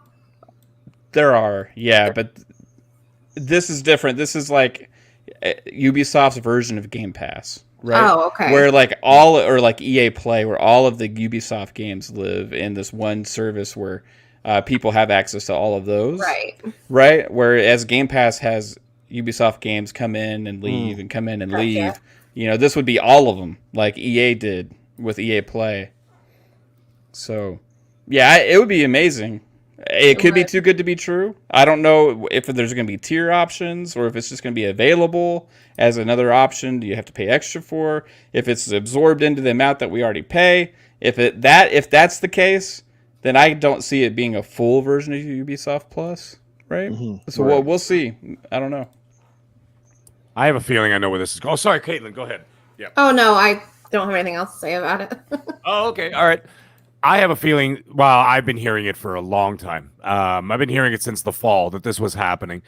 It is going to happen this year, and it's going to be part of something that they're going to announce at E3, and they're going to say for later in the fall or end of summer. So you're probably looking at like September, October, somewhere around there to bolster that fall lineup, right? Which I like to call the video game playoffs, right? September to December. That's when all the big guns come out.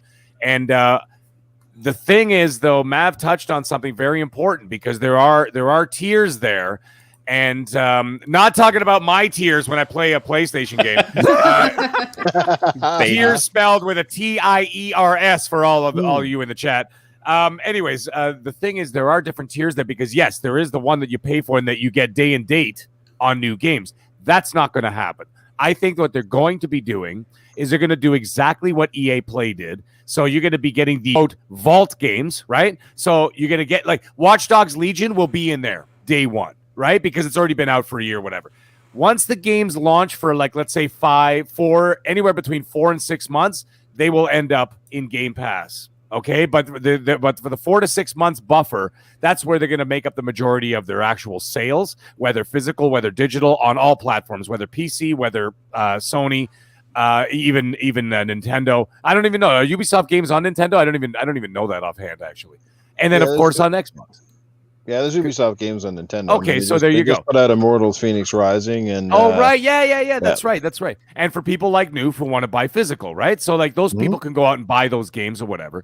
You got that 4 to 6 month buffer or launch window, so to speak, so that they can make up that money there, and then they could drop it in Game Pass. Like look what just happened in EA Play, by the way, with Star Wars Squadrons. Thank God I didn't buy it, okay, because I was about to buy it. And I was just like, shit, I kind of want to buy it. It's Star Wars. It's Star Wars. I got to play it. I bought it.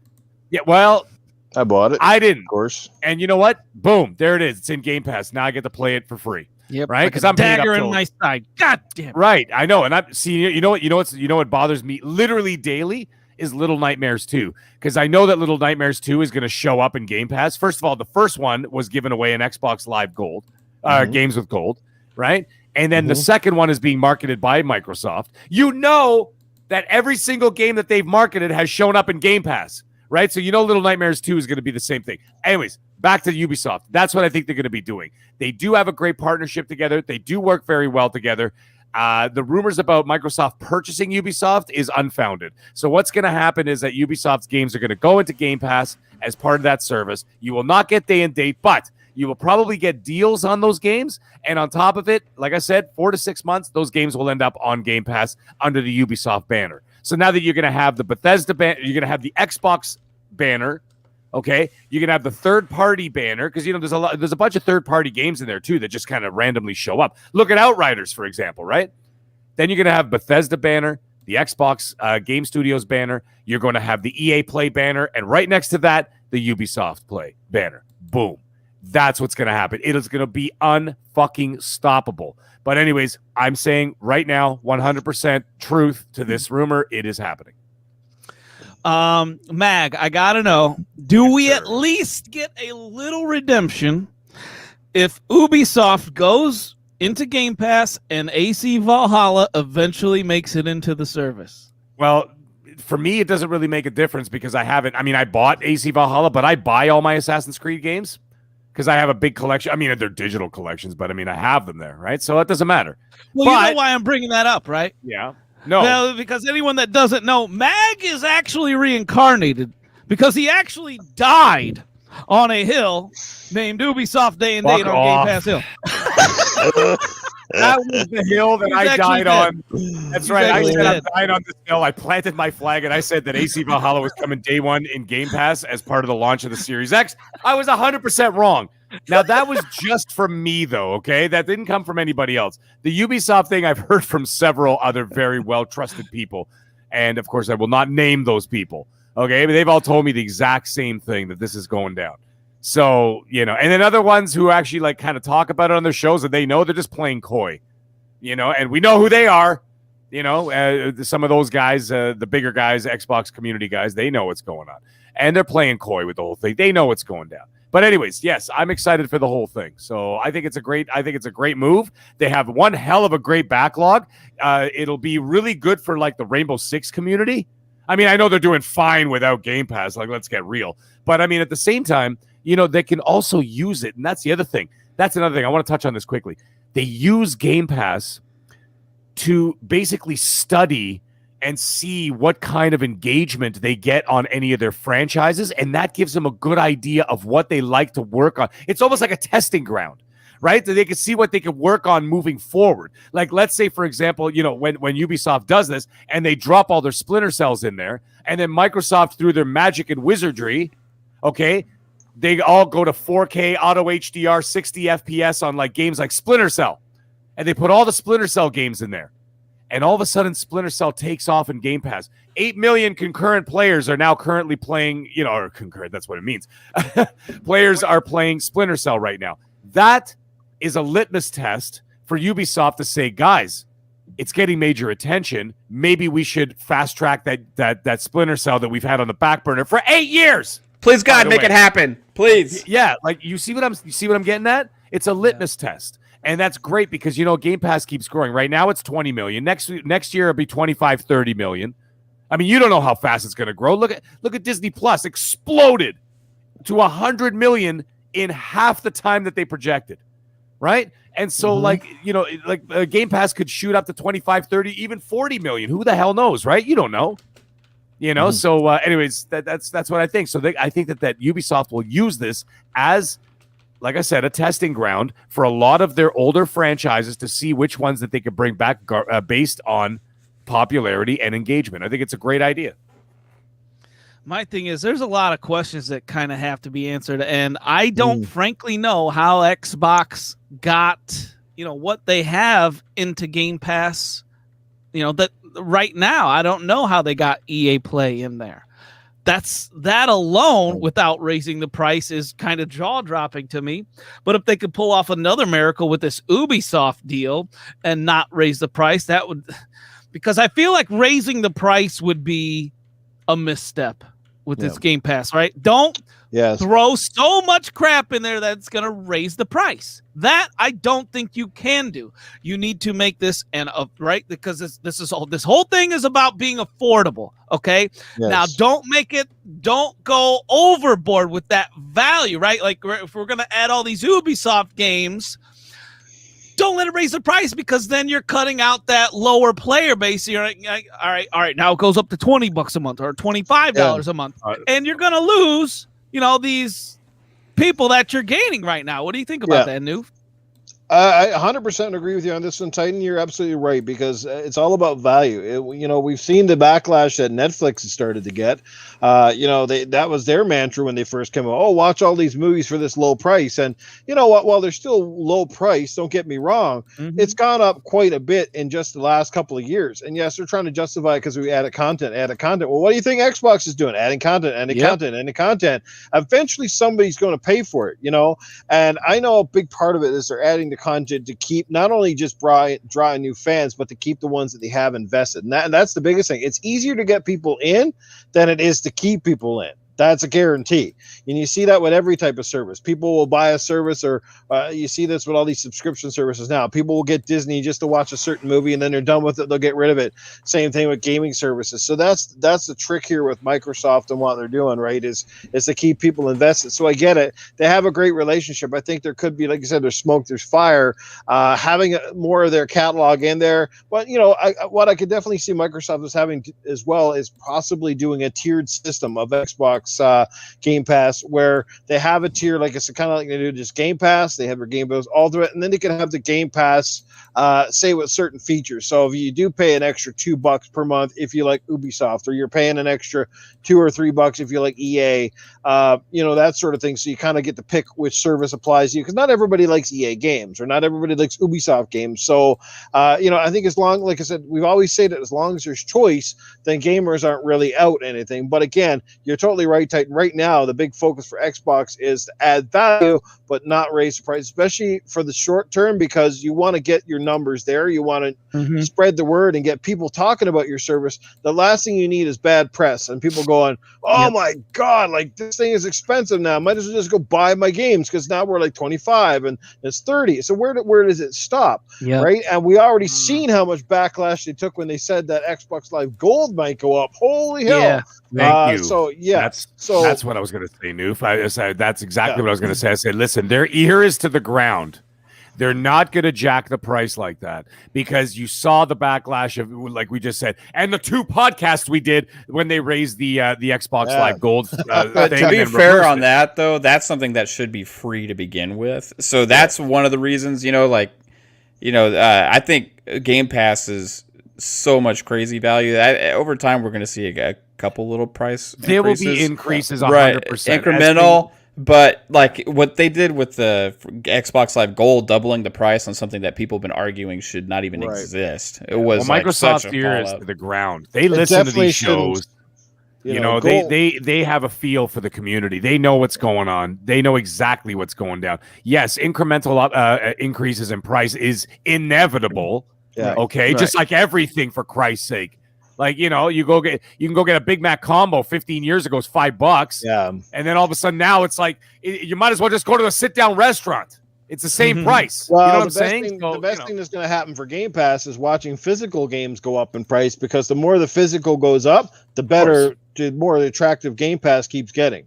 Right? Because now it's gone from $70 to $80 to $90. Like I said, Mag, up here in Canada, you know what we pay. Yeah. It's crazier. Like the PlayStation games right now are $89.99. That's for the base game. We're not even talking about special editions. We get to $120, $149 for DLC packages and shit. So, there's your subscription right there, and pretty much one freaking game. Yep. You got a whole year to play well over 100.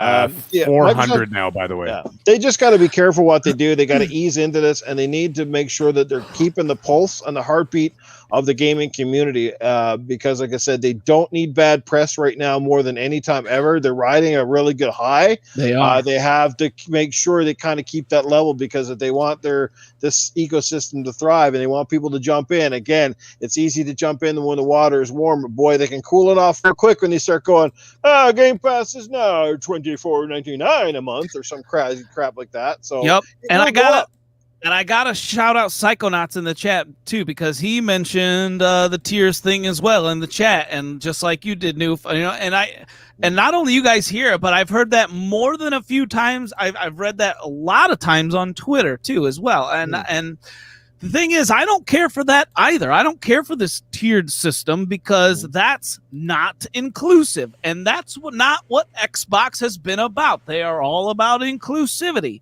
And when you start to tier things up, that divides your community. And that I think is another misstep, in my opinion. I just want Ubisoft Plus to be available on Xbox. Whether it's its own separate service, or it's an option as a tier, or it's included all in one. I don't see how you could put the version that has the new releases day one in Game Pass without increasing the price, which I don't want. So I think a tier option would be the only solution in that regard. It's all about how many subscribers Game Pass has. They see that it is going up. They're gaining subscribers, like a pretty good chunk of subscribers every month, right? They've gotten 5 million in how many months?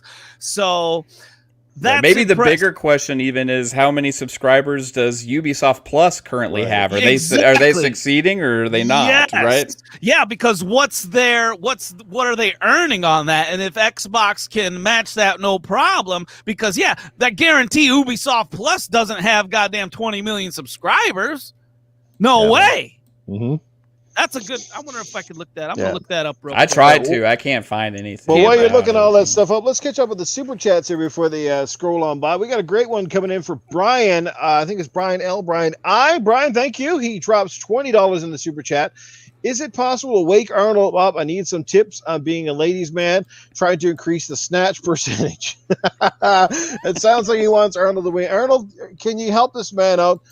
Okay, Brian, what you do is really easy, okay? What I'm going to suggest that you do is, first of all, you get a giant bottle of wine, okay? Because if you're tired of listening to her whine, you could just give her the bottle, let her have at it, she'll get drunk. The next thing what you do is say, no matter what physical shape you're in, is get some donuts, because every girl loves a six-pack. You don't have to tell her exactly what kind of it is. It's donuts. It's six-pack of donuts. There you go. She can chow down either way. And then lastly, what you do after you get the donuts is then you show her, you go and you get yourself a dog, and you get a wiener dog. That way you can send her a decrepit message and say, would you like to see my wiener? And then you show her a picture of the dog. Then she laughs, she thinks you're cute. And then you come over, you show her the real deal, and that's how it is done. You just give it to her, and that's what you do. That's my advice to you. It's not perfect, but it's a great way to start. Do you put the donut around the wiener when you show up? Absolutely. You say, this is like my lifesaver. I can't go too deep when I've got my dick in the hole. That's how I put the hole in the donuts. Right on.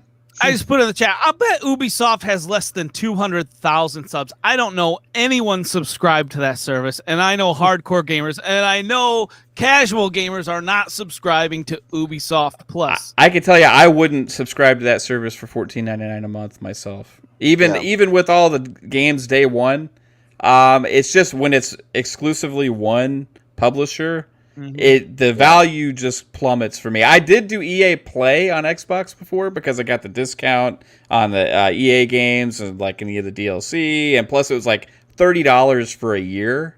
You know what I mean? So it was like $3 a month or less, and you got the 10-hour trials and stuff to try games out. I felt value was there, but $15 a month for one publisher, that's not for me. Yeah.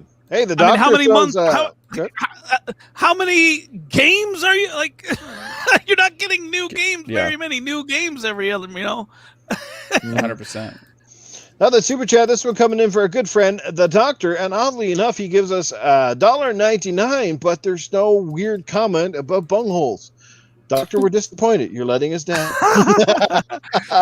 He told me he might have something for Tony later. You raise a great point there, guys. Like Ubisoft, look, Ubisoft is some of the best games in the business right now. There's no question about it, right? And they do have loyal fans. But even Mav said, who loves the games, it's hard to justify $14 or $15 on top of all these other subscriptions. I think companies are already seeing that Game Pass is where it's at right now, with them basically snagging up things like Bethesda and these other companies.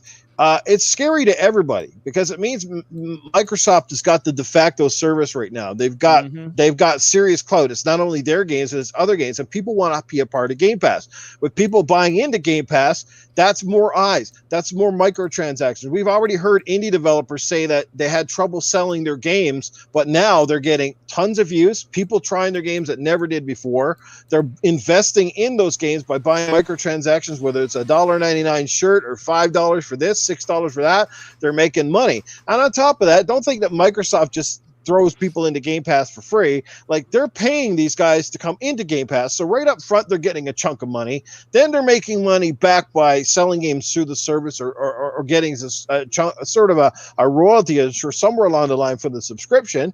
And then on top of that, it gets exposure. So it's kind of a win-win-win-win-win. As long as Microsoft's coffers are deep enough to put it in there, it's a big win for Ubisoft to be a part of that overall service. I don't see how it isn't. Again, it's just keeping the prices in check. But even with older games, they will have people that just adds more value. If you're an Assassin's Creed fan and you get 4 or 5 of those games all in one spot now, and you can go play them with very minimal investment, $12, $13, $14 a month, whatever it is. Here in Canada, I think the price for Game Pass Ultimate right now is $16.99 a month, which is pretty damn good considering that I think Disney alone is over $10 Canadian. I for the HBO that I just had to subscribe to watch Justice League, I had to get Crave. That's $10 up front just for Crave. Then you have to pay another $10 for the HBO movie side of things. So that's $20 a month. So you see what I'm saying? When you start adding this all up, Game Pass starts to look like a massive value. And again, with those numbers climbing, I think there's someone who's estimated over 20 million people, I think, now are subscribed into Game Pass. Yeah, That's a lot of new record. eyes looking at your product right there, brother. So like I said, I definitely can see the word like some smoke, fire, and then me in a partnership there. And who knows how it's going to blossom? Maybe eventually Ubisoft might even just scrap their own service and kind of go balls to the wall all in with Microsoft. You never know. Yeah. And the thing is like what does Ubisoft Plus need to lower their price to? It's a good debate going on in the chat right now with a few different people. So yeah, I agree. I think it was Psychonauts that said $5 to $8, and I agree with that. Like, because 15, you like do the math, right? If you're $15 a month, that's 4 months until you get to the price of a full-priced game, of a AAA game that you would buy. How many AAA games do they come out with a year? And you're not going to be interested in every game they put out, especially if it's not AAA. So, yeah, it's just not – Ubisoft Plus is just not a good value, and Microsoft Game Pass really is. And it's crazy how much those two differ in value, right? Because – somehow Microsoft is making all this money with all of these games and all of the, Yeah, and what do you think games that Ubisoft is making, and what do you think they live on? Microtransactions, things like the Division and stuff, and Ghost Recon are all starting to be the looter shooters with that. So where do you think they need the most exposure for that stuff to work? Mm-hmm. Yeah, that's a good point. That's a great point, Noof. Right? Yep, get out exposure, and they just put out content, additional content that they get their microtransactions on. You're right. Yeah, when you got games as a service, there's no better way to sell it than put it on the biggest service. Hey, man, look, the Game Pass is so legit right now, it fucking scared off Google. Think about that. Mm-hmm. Right? Stadia closed up fucking shop, and don't tell me it wasn't largely part of the whole Bethesda takeover there. That definitely put the fear of God on there. Like, Microsoft is willing to spend serious fucking bucks to make this thing work. And all that. And they've got over a decade of exposure in Xbox Live ecosystem on the PC marketplace. Like, Microsoft is not a new kid on the block. They're not the rookie chump here. And these guys are starting to realize that now, that, you know what, to get as big as Microsoft, it takes fucking time. You don't do it overnight, and you either go all in or you fucking back the fuck out. Talk about going all in. If Microsoft is willing to pay $10 billion plus for Discord, so there's your segue into the last topic. No, I don't know if we're going to get to that one. We got Tony Baloney on standby here. I think Tony's in the house, and I think we should bring him in. The fans are waiting. The fans are waiting. My goodness. I was almost not ready for that. I thought it was going to be another topic, but guess what? That's right. I'm already here, and I'm ready to go. And let me tell you something. Got my pink champagne ready, and I got a lot to say. Now, before I even get started, let's get this under the way. Titan.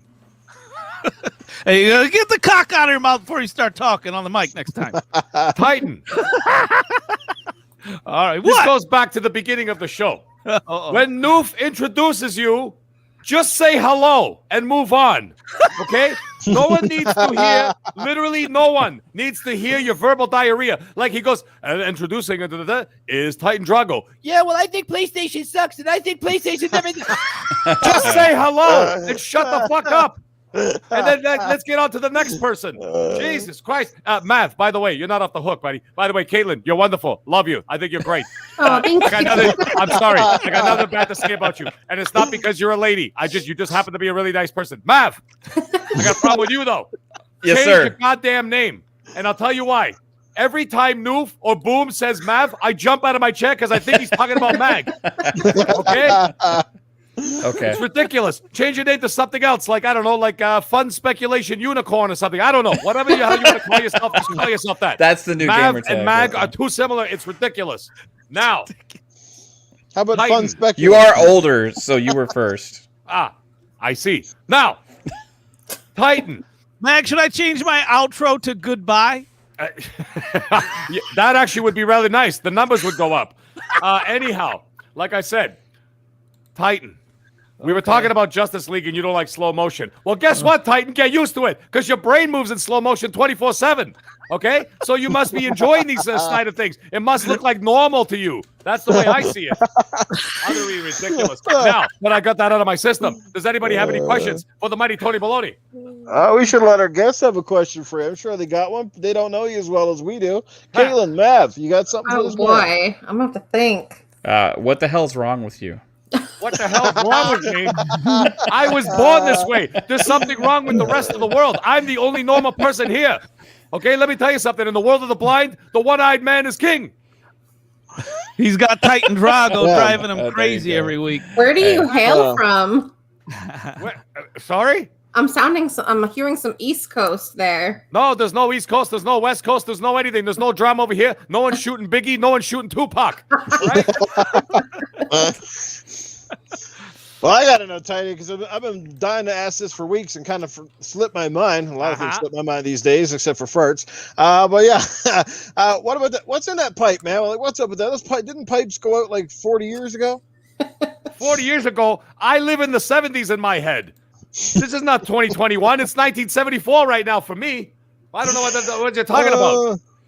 Hey, the doctor came back with a super chat, and I think he's got a question for you here. Oh, dear God. Okay. Tony B, I'm hoping my girlfriend will finally agree to try anal on Friday. There we go. Oh my! Any meals you would recommend I cook for her before we try? I was thinking a Louisiana crawfish boil, maybe. I think a nice pork butt. One thing you definitely should not be cooking is enchiladas or anything from Taco Bell, because then you're going to have yourself one hell of a mess and a really bad situation. Oh, man. This is not the kind of thing that you want to do. I actually suggest that you eat nothing for 2 days, and I don't mean you, I mean her. Nothing. Maybe a protein shake, some hard-boiled eggs, and you leave it at that. Definitely stay away from any Mexican food or any spicy food, because things could cause a real situation. Anyways, doctor, you are a really sick man. You need to see a doctor, okay? You need to see the doctor. Does anybody else have any questions for the mighty Tony Baloney? Thank you, doctor. Thank you, man. Yes, I appreciate that. Psychonaut's dropping $5 in the chat again, and it looks like he's got Tony, who's your tailor, so I can get an awesome suit, and then we can hit the town. My tailor's dead. I killed him. You know why? I killed him because after he made this suit, I said, I don't want you to make suits this nice for everybody else. I said, I want you to make one for me. And he made one for me, and I immediately killed him so that no one else could have a suit of this quality. And as for going out in the town, Tony Baloney rides alone, but he never goes home alone. That's the way it goes. Hey, who's the better director, Joss Whedon or Zack Snyder? Obviously, Joss Whedon, because apparently he's abusive verbally and he's an asshole. I think it's perfect. I think that Zack Snyder is way too nice of a guy. Since we're on the superhero topic, here's one for you. Who's your favorite superhero, Tony? You must have big expectations. The best superhero out there? I have to go with Thor. You know why? Because very much like Thor, Tony Baloney carries a big hammer in his pants. Tony, did you play that new Gangsters game in Game Pass, Empire of Sin? And are you mad that they don't have, like, I think there should be a Tony Baloney character in there. Well, that's actually not a bad idea. Too bad the game is shit. I don't like RTS games, and I don't like pointy, clicky bullshit where you're like, oh, here's Vinny over here, and there's Vito over there, and here's Tony Baloney over here. Let's click the mouse 3 times so that this asshole could shoot one bullet across the fucking room and then maybe hit the other guy. What kind of a fucking game is that? That's not a game. That's torture. I might as well just play Smite. I'll start tonight. Hey, speaking of Smite, I gotta give a shout out to my homeboy Whiskey Mike for making Masters, middle-aged gay. Tony Baloney. What, Tony? Yes, sir. Hey, Tony. Yes, sir. Hey, Tony. Yes, sir. What do you think about making Masters in a video game, man? Being top of the top. What do you think of that?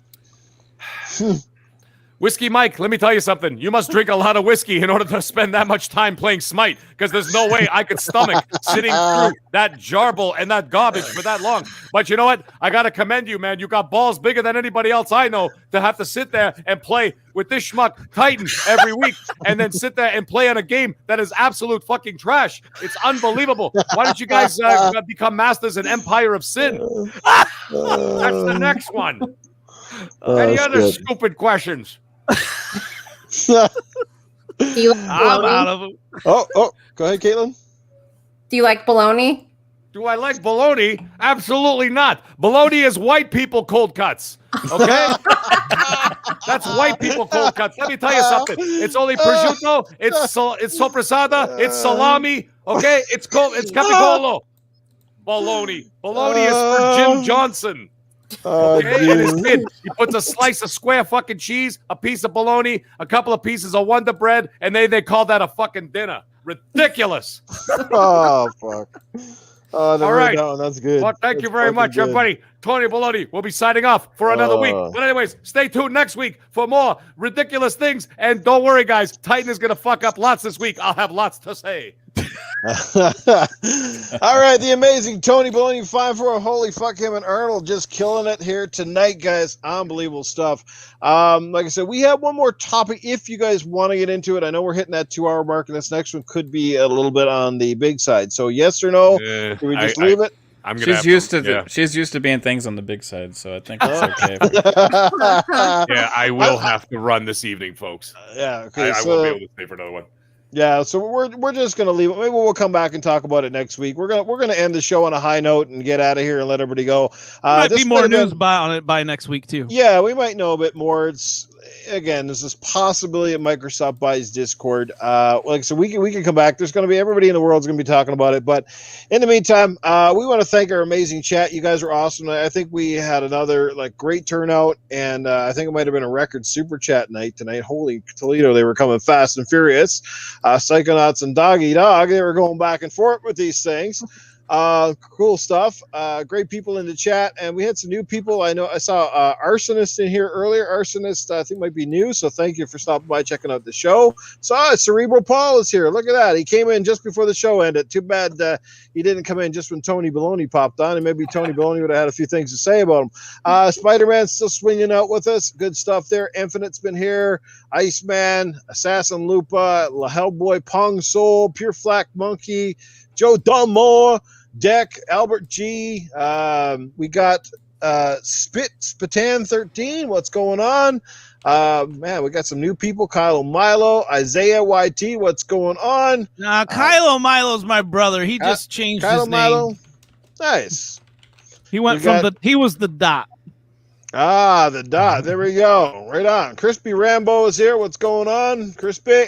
Yeah, like I said, great show, guys. Anyway, too many to kind of rename out again, but hopefully caught up with all you guys.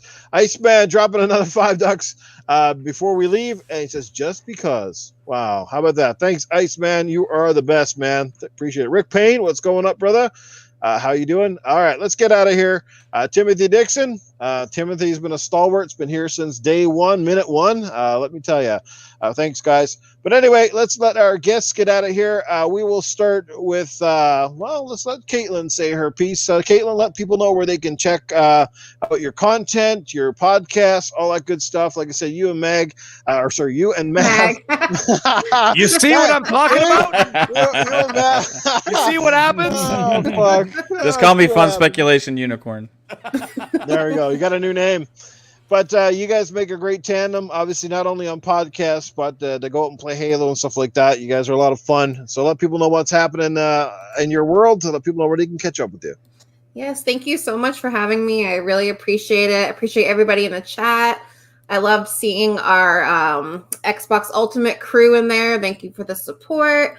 You can find me on Twitter at KaitlinX0615.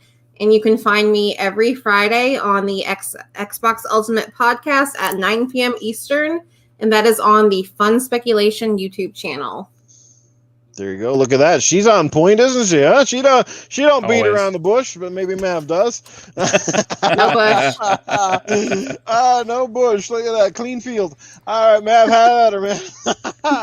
Have at her? Okay, I will. Oh, my gosh. Hey.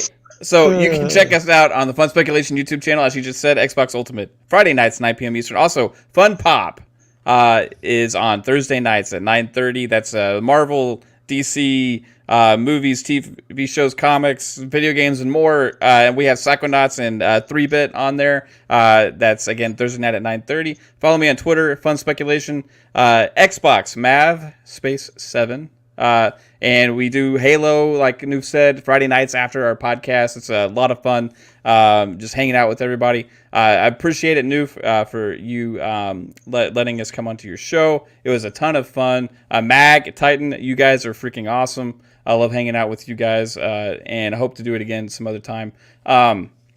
Also wanted to, I just put this on Twitter. The announcement was tonight that Lady AF has joined our panel on Xbox Ultimate. So we are now going to be a team of 7 as Lupa is coming back to our show as well. So we are super happy to see Lupa back in the chat and the community and all of our people out there that support the channel and what we do. Thank you so much. Y'all are all freaking amazing. I love it. And that's probably, now you probably got some of the most females on a podcast that we've had in the business right now. Yeah, we got 3 actually. Three. You're also on 4 Guys. Oh, and the 4 Guys with Quarters on Thursdays as well. Thank Pong for that. Yeah. Thanks, Pong. I always forget to shout out 4 Guys. That's right. That's why we got these awesome cats in our community, to keep us all in check, right?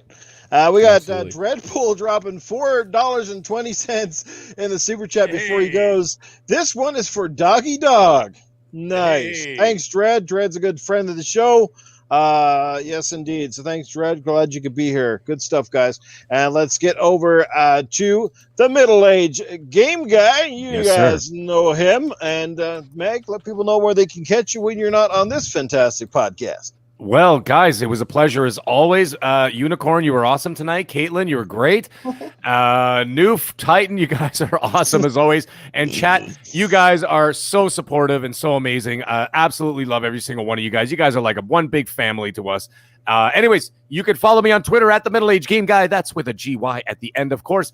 On the Xbox Series X and on the PlayStation 5, you can follow me at all one word, all capitals, because I don't know how to be quiet. I am the Mag. That's right. You can follow me there. And actually, as of last night after Boom Show, I actually had a bunch of people add me on the Sony side of things and a couple people on the Xbox the week before. But anyways, it's great. So, yes. And, of course, you can find me here every Tuesday night at 10 p.m. Eastern Standard Time with Noof Nukem, Titan Drago, and guests on Gaming After Dark. You can find me Monday evenings, 8 p.m. Eastern Standard Time on Primetime Gaming with Mr. Boomstick XL and friends. So, guys, once again, great show. I'm already looking forward to next week. Everybody, have a great night. Yeah. Hey, by the way, Mag, I didn't see Chef Trouble in here tonight. What's up with her? That's why I can't stay too late these days. She works. She's working in the middle of the night now. So. Gotcha. Yeah. I'm single dad. I'm single dad for the next little while she's doing out of town work and stuff. Yeah. Okay. Well, we won't keep him much longer. Obviously, let's get over to the man who brings the common back to sense, Mr. Titan Drago. And Titan, who gets your common back to sense award for this week? Well, let's see if I get this right, everybody. Goodbye. You wish, Tony. I'll tell you. I almost had you, didn't I, New? I'll tell you what. I'm going to have an entire public-freaking-cation for you in my intro next week, Tony. And before we get out of here, we all got to be a little bit more like the doctor. Because if you could come up with that many butt play questions for Tony week after week to make him uncomfortable and, question the meaning of life and shit, and all your questions in the chat, this and that, you got my respect, and I guarantee you bring the common back to sense. And it's not 2 cents, Dreadpool, you fraud. Oh, shit. Good stuff. Oh, and Spider-Man's still taking shots at you, too. Oh, boy.